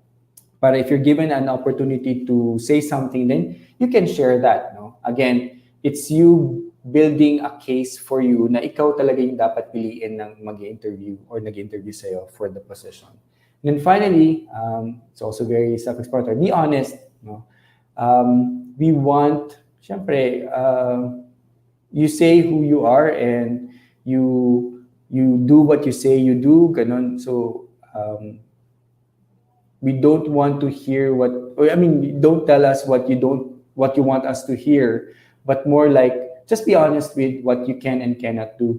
At the end of the day, we are looking for the right person to do the job, meaning that person, we want that person to be happy also, and we feel productive. Because sometimes you tend to give the answers that you feel we want to hear, and then when you get to that job, nahirapan ka or hindi mo kinaya because apparently you did not say the whole truth about what you can do. So you have to be careful on that aspect. So it's actually, being honest actually is good for you if, let's say, it doesn't give you the job, because most probably it might not be a good job for you anyway, or a win-win situation for you. Okay? And then finally, to end my session here, we have some other tips for answering interview questions. So I think baka ito na basically parang key takeaways, hopefully, for you. Now, when you're applying for a job, these are just some things that you might want to always remember. One is you have to know yourself. Because if you know yourself, then you know what you're capable of, and you can answer that or can talk about that. And you know what you can improve on. Second tip is you have to know the company. That way you know how to sell yourself and to align yourself with the company, diba?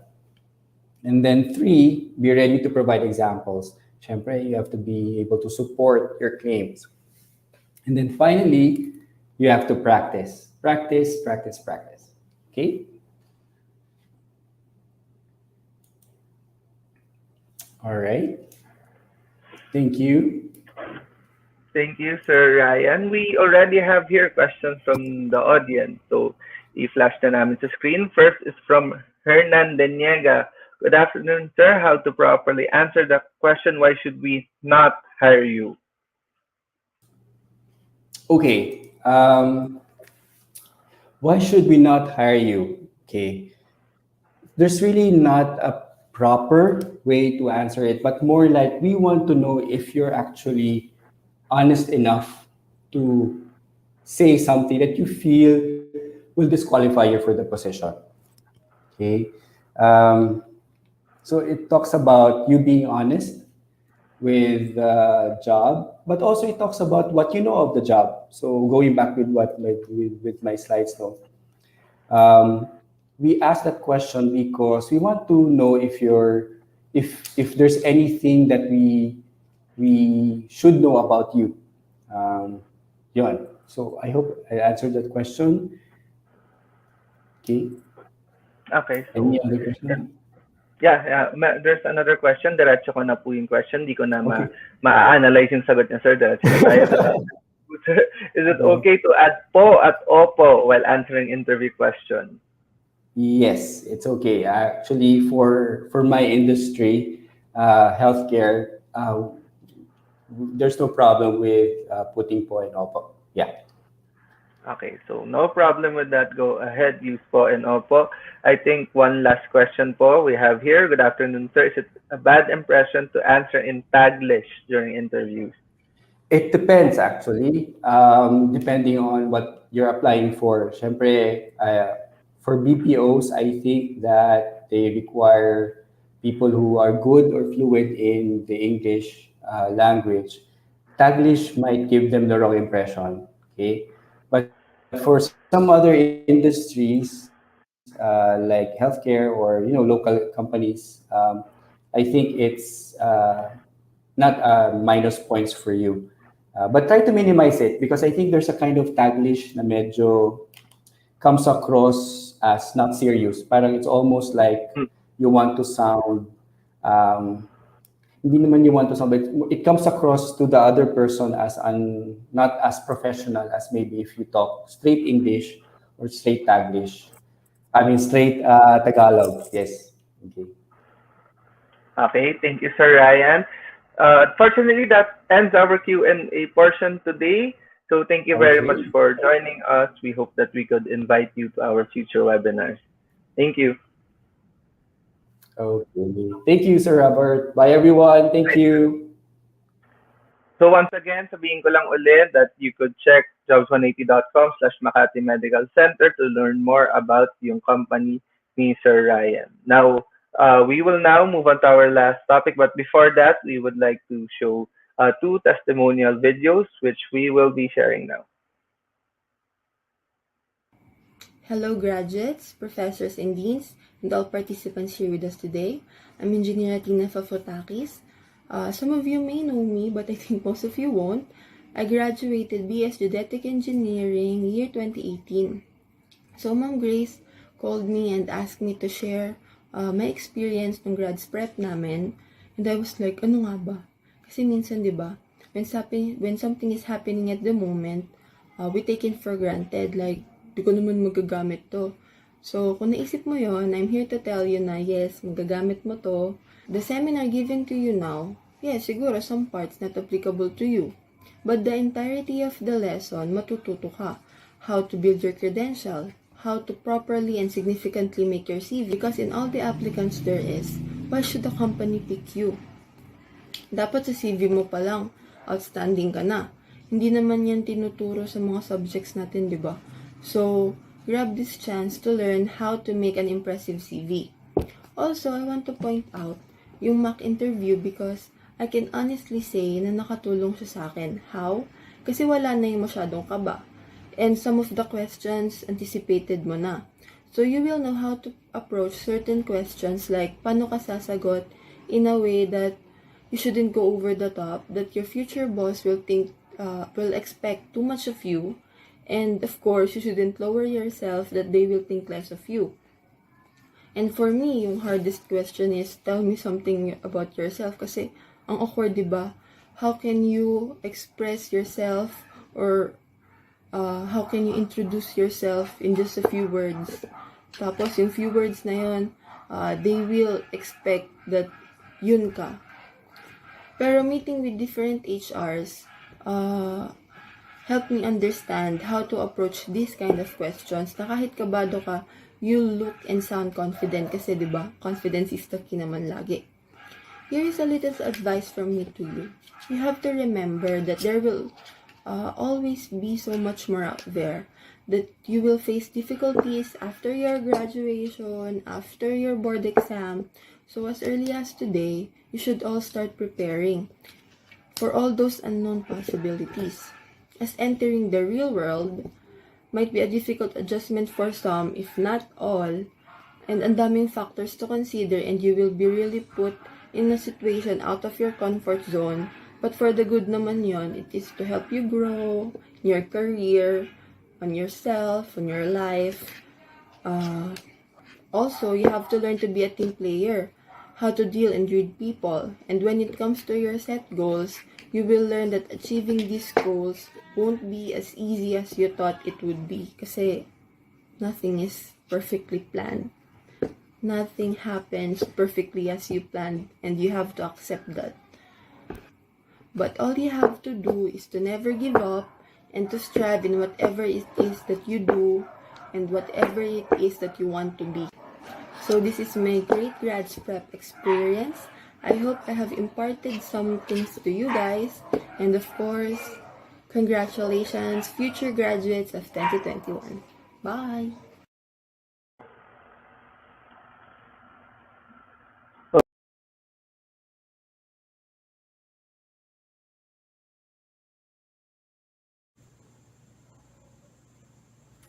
Hi, young Piatinians.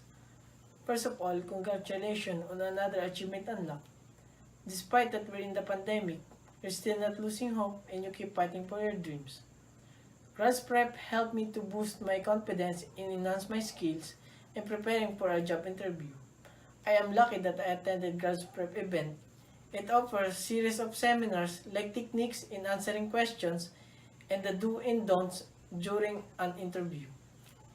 I remember when I had an interview in an Italian company, Elborg Ship Management Philippines.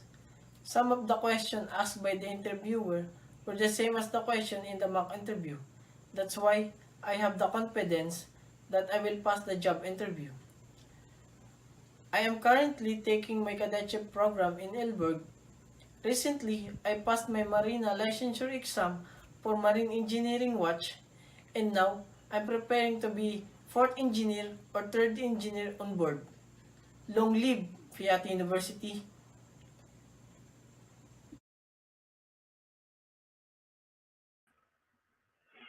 Okay, so from those testimonials, I hope na na-encourage kayo na yung activities tulad nito ay nakakatulong nga sa future graduates sa pagdating nila sa kanilang interviews. So, yan, na-prepare talaga sila and hopefully the same will be yung situation na mangyari sa inyo. Okay, so move on na tayo sa ating third and last topic. So it's about work from home jobs. I would now be introducing our speaker. Jamie Texon is Inspiro's talent acquisition, media, and public relations analyst. She advocates the branding message and develops strategies to promote it across all social media channels. Her expertise has helped the company in terms of aligning communications, public relations, digital and marketing content. Let's welcome Ms. Jamie Texon, TA Media and Public Relations Analyst of Inspiro.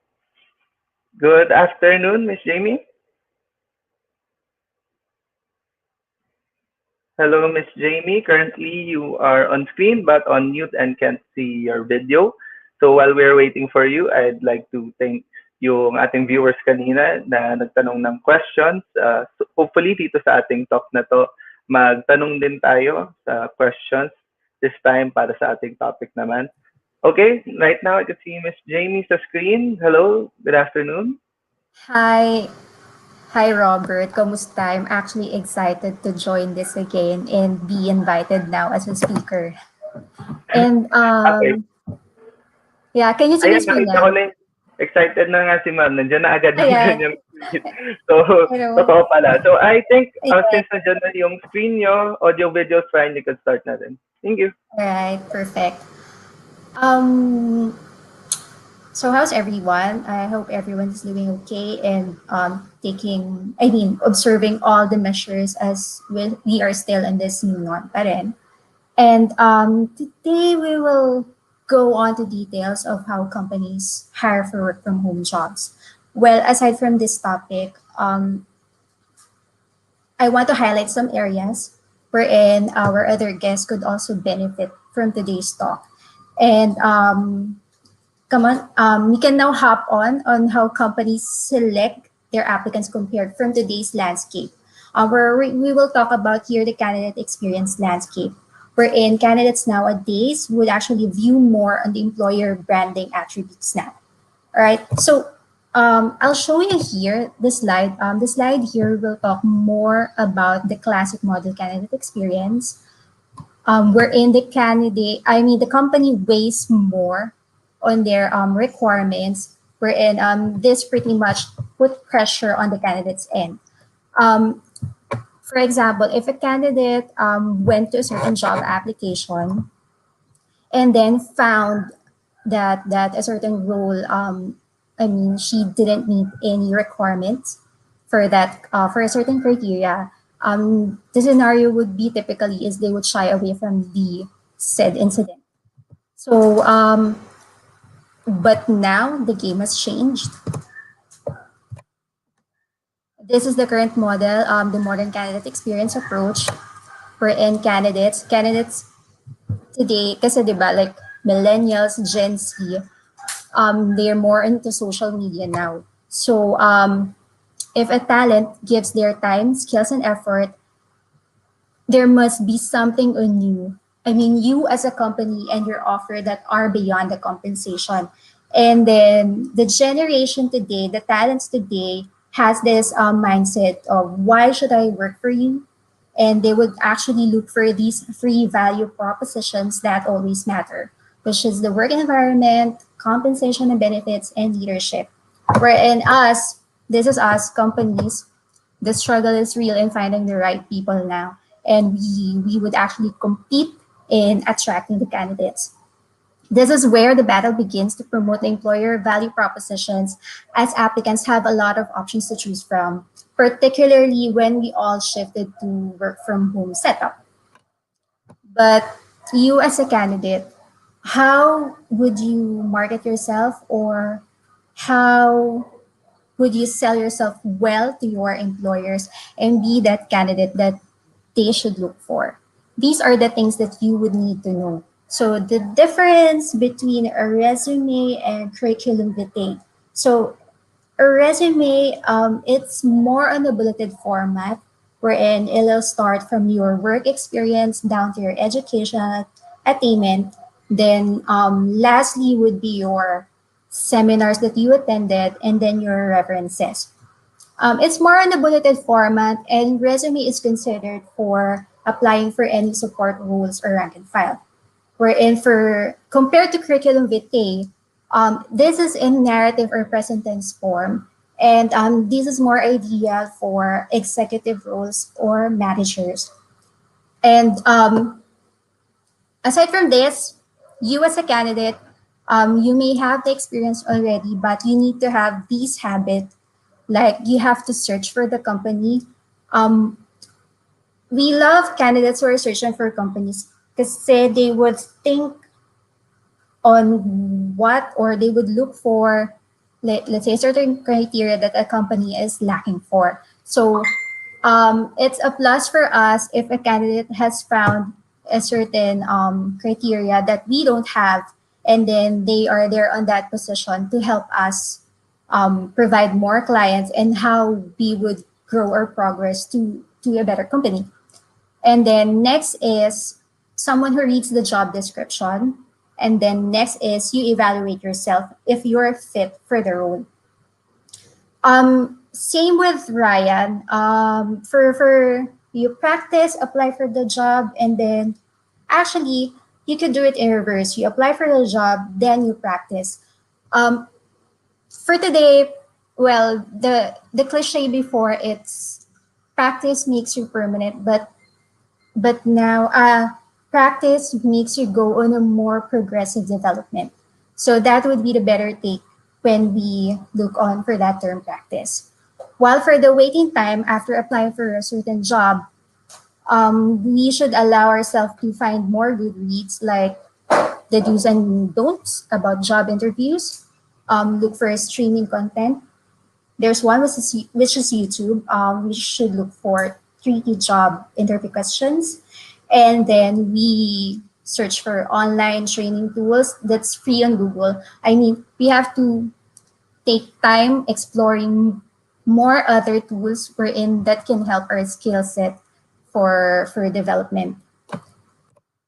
And then we'll go into the employers hiring for work from home jobs. Actually, in the Philippines, the industries are categorized into two, which is the traditional and non-traditional industries. So for traditional, the industries like the healthcare, media, hospitality, food, and other client-centric businesses fall for this category. Wherein at-home recruitment procedures still vary on the scope of business. They obviously, or going into tapping the tools like Messenger, Google Meet, they might have amplified their Talea subscription. They put up their own Viber application community. They might have put up their own Facebook page. And then they have maximized their over the phone interviews. Their roles may be based on the need, and some functions can be partially done at home or on site. Job offers and employment requirements will still depend on your employer's preference to provide these with you. So as we move forward to non-traditional, BPOs and IT would fall into this category. And one example is our company, Inspiro. So for the non-traditional companies, we have a systematic recruitment process. Recruiters are being trained or would have to go to series of trainings, and then we are particular on digital onboarding experience. So for this one, systematic recruitment system, since we have the usual recruitment system in place in our company. From the basic AI phase, we adapted the more hybrid one. Because we need to ensure that the pre-pandemic period is with, we need to ensure that we are still aligned on our processes, and at the same time we're able to provide the same experience that we're giving before to our candidates, but now it's more on a virtual process now. And then aside from that, the tool that we've actually adapted is, or we acquire, is TalkPush. We're in TalkPush. This is actually installed in Messenger, and candidates are guided through different levels of screening by a chatbot. Speaking of TalkPush, this has actually met the policies of Facebook. Because Facebook is more stricter on data privacy act, wherein they're very particular in protecting every user's identity, particularly the details that we are given, they've been giving on our page. And particular data privacy act, your numbers are being protected, your identity is being protected. This is to prevent as well from any fraud activities. So the first folder, the moment you tap our messenger on our page, you have to type in apply or start, or you will NC will prompt you to get started. And then the moment you type in apply or start, there are certain list of sites or locations, and then from there you have to select the closest from you. And then the moment you select it, list of openings will be rolled out on that messenger. So after you click on the location, the position you're actually applying for, that's the time that they will prompt you to another folder wherein they will require you to complete a certain basic info questionnaire. So after you completed it, you will go to our shortlisted folder, and this will take 5 to 7 business days until you get queued on our call out list. Call out list is for our call initial screening interviews. So when you're shortlisted for this folder, and then as soon as you pass as well the initial phone screening, you will have to go through our internal campaign assessments. This is where all of our level of assessments for every openings that we have, which also has sub levels of assessment. The sub levels of assessments, which should include the voice assessment, behavioral assessment. We have the typing test. This is where also your recruiters will schedule you for the final interview or your hiring manager interviews. So this is where we also set the schedule on when you would be most likely to get to another phase of the screening. So if you're able to pass it, you will proceed to another folder, which is the job order. So for the job order, this is where your recruiter will send you the details of your employment, particularly the HR documents you need. Actually, the transaction would have to go through via email, and then after that, your recruiter will inform you on your schedule, or you will have to proceed to another folder, which is the new employment orientation. And that's our digital onboarding phase. And other than that, these are all the main folders that you have to go through on our page. And then the questions that we're getting most likely from our candidates is when they are unable to complete a certain form. So if you have a typographical errors, the tool is very sensitive that will often go rejected. And then that's the time that our team comes in, wherein we have to manually navigate, then re-endorse you for another campaign, or we will ask you to start again from the top, then repeat the same process. So this is how we go about the details of how we hire candidates for our work from home positions. All right. Thanks everyone for listening, and I hope you all enjoy. And then I'm open for questions now. Is it okay to close it now? I'm Jamie. Yes, you could close it. So All we right. can now proceed to our Q&A. So Miss Jamie, I guess yung question ko for now is Mm-hmm. shortly after nung na-describe niyo na hiring process, since we're Mm-mm. talking about work from home jobs, how do you do yung training nyo para dun sa work from home jobs? So, yeah. Right, good question. For the training, we're actually using Microsoft Teams meeting, and we require our candidates that their desktop should have webcams Mm-hmm. so they could participate. Kasi that's, alam mo yon, ito lang yung, alam ba, certain class or certain wave wherein they can mingle with other wave mates, diba? And then as well yung trainers nila. For the details kasi, we have different training. We have product training and we have yung language training.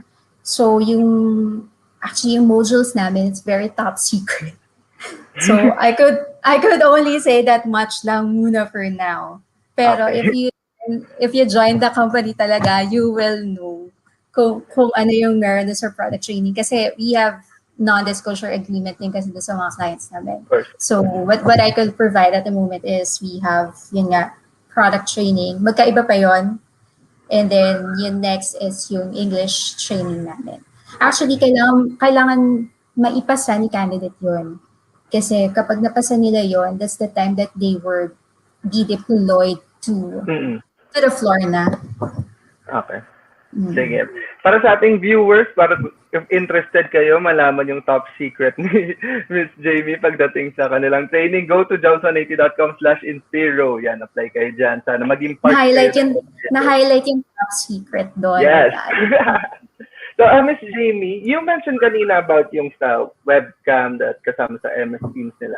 Will that play a factor, yung having webcam, good internet, laptop, or whatever, sa hiring? Ma-hire ba sila if like they have problems with these? Anong masasabi niyo with that? Another good question, ha?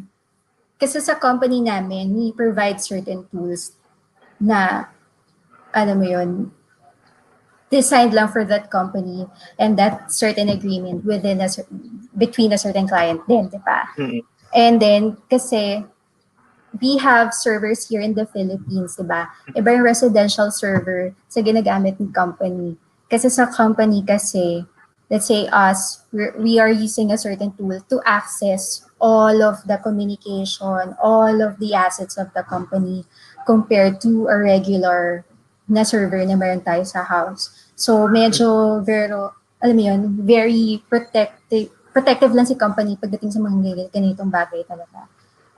Tapos, the requirement kasi, like the internet, yes, kasi we are using a software na provide din ni client kay Inspiro.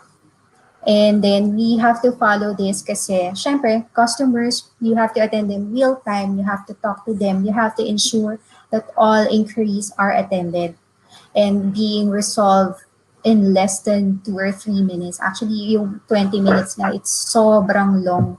Kasi something's wrong with a certain agent na pag inaabot na ng 20-minute yung call talaga. So, yun. I hope na nasagot siya, no? Kasi, there is a certain study kasi if, I don't know if I should go into details, pero we found out that work from home setup pala is expensive compared to the regular, traditional office bahay na trabaho pala. Okay. So, yun. I hope na ano ko ha. Kaya, just to keep an open mind din. Kasi, open mind sa mga ibang candidates. Kasi, may companies that they could provide work from home kits. Merong companies that they would have to meet halfway dun sa candidate we're in. They have to provide as well, then they will provide this. So, alam mo yun, yung study na yun actually, nakatulong siya sa setup talaga na ang mahal talaga ng work from home. Mm-hmm. Okay. That's one thing. Ako, hindi ako aware doon. So, thank you for sharing, Miss Jamie. Mm-mm. Siguro, one last question and quick answer lang siguro, Miss Jamie. Mm-mm. Yung specific courses that you're looking for, meron bang specific? Kasi looking at uh, our list of candidates, mga viewers, iba-iba ang courses nila. Pagdating Mm-mm. sa companies like Inspiro, meron ba kayong specific na hinahanap? I don't wanna create something na papag-chismisan anyway. Kasi iba yung belief ni Philippines, ni traditional hiring sa Philippines. Mhm. Yung traditional companies, they will require you a certain degree for this certain Mhm. position, di ba? Mhm. With Inspiro kasi, inclusivity, Mhm. diversity, so any course pwede. Okay. So, hindi, ano yan, from computer science, natapos mo man, from IT engineering, if you are right for the role and you can do the job, then you're good to pass talaga for the company. So, hindi ka man, yung, alam mo kasi yung konsepto dito is, buti nga nagbago na, we have K-12 na, Mhm. diba? Mhm. And senior, nag-progress na kami from high school grads now, senior high school grads na yung hinahanap namin sa mga agents. And then, syempre, nandun pa rin yung undergrads at 2 full years of any course. But, yung skill set, yung experience niya pa rin talaga nagmamatter. We are actually open for first-timers. And more importantly, ang gusto namin is yung busilak yung kalooban. Kasi yan yung mga madaling i-train. Sobrang daling i-train at madali silang, kumbaga, ito yung phase na sila gusto pang matuto lahat. Okay. Thank you, Miss Jamie, for answering my questions. I think that's all the time we have for our Q&A. So thank you very much for joining us today. We hope that we could invite you sa aming future webinars na baka Okay, sa super future chika ulit. career events ni FEATI. So thank you very much. So we have to see you Alright. again. Sige, thank you. Bye-bye. Alright, thank you so much. Bye. Right. Okay, once again, dun sa mga gustong malaman more about the company ni Miss Jamie, go to jobs180.com/inspiro. Okay, so that's it. That's 3 out of 3 pagdating sa ating topic. So we are glad na nandito kayo with us until the end. So to formally close the program, we have architect Diana Marie Pacis Ilaga, Grads Prep Director for your school year 2020 to 2021. Also the program head for BS Architecture.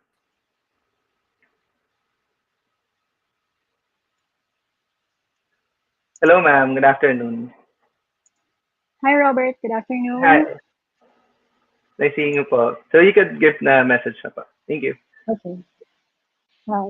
University officials, industry partners, grad scrap committee members, students, fellow Fiatinians, ladies and gentlemen, good afternoon.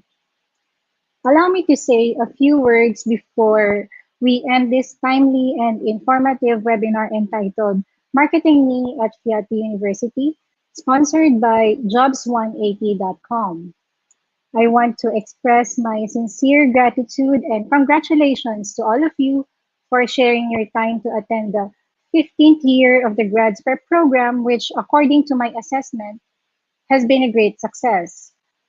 I would also like to extend our appreciation to the FEATI University management for the support to the Grads Prep program. Same goes to the members of the Grads Prep committee who generously helped us in making this event come together a success.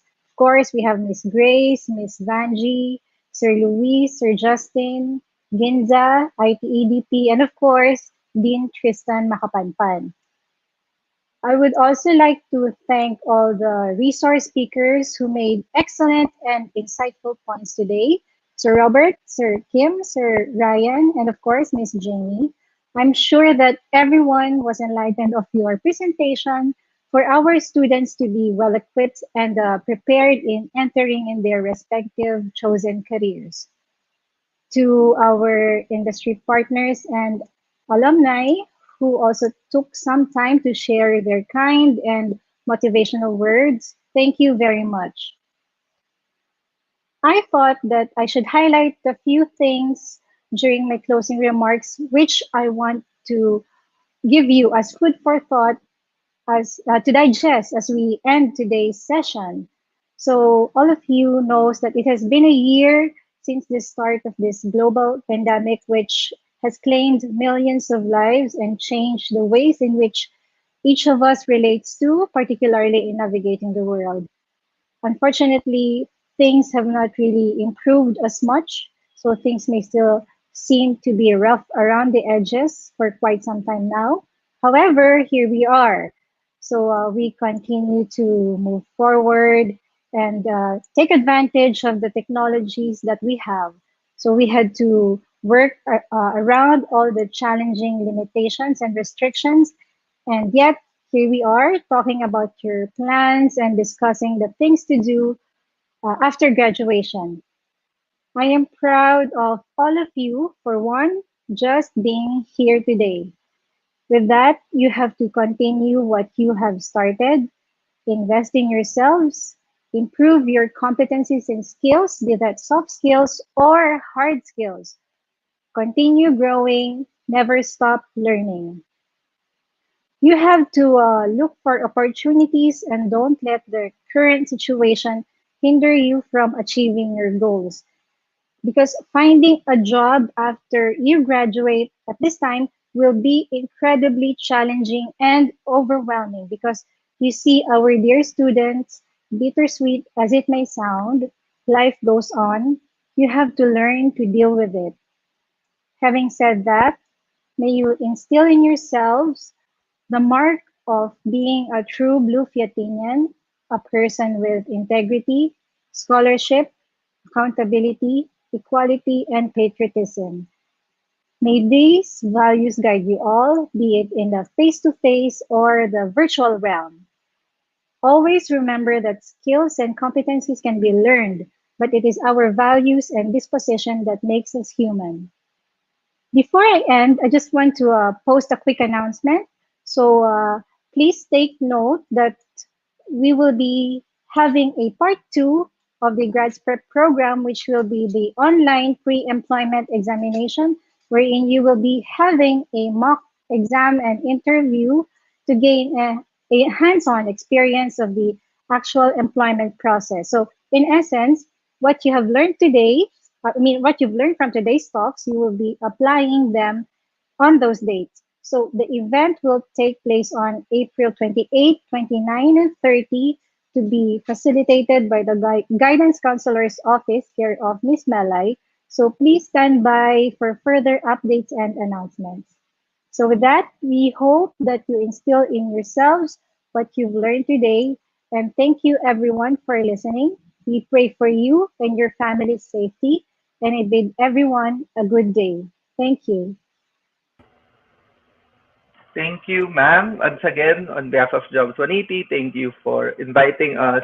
Thank you that part pa rin kami ng inyong career events.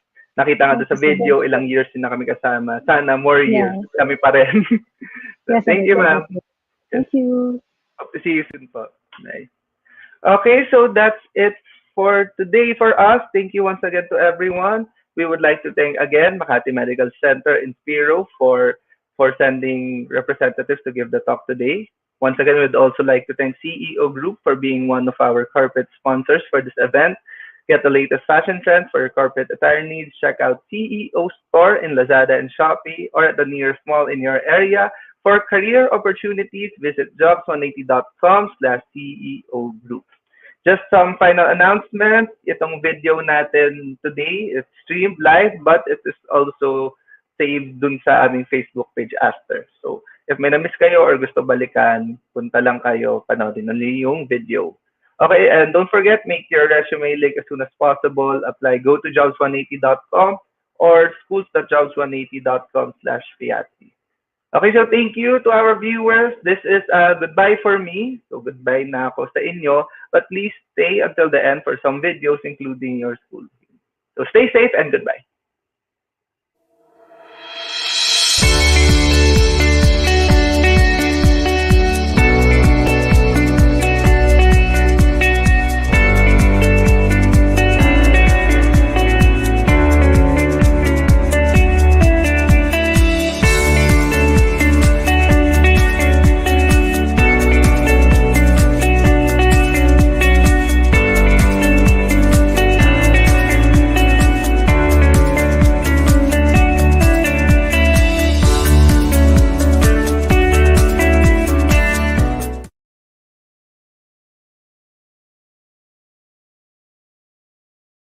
Look up, young man, look up and sing. Now hail, dear FEATI, you. A hymn of love and joy now bring, with pride give glory due. We rest on nectar prominence, her blues and golds may reign. Fiatinians trust with confidence, her banners will remain. Dear FEATI University, we love you without end. Receive our hymn with dignity, our mother, mentor, friend. Dear alma mater, FEATI, our swelling voice proclaim. With pure distinction we hail you, in our hearts now remain. FEATI University, our joy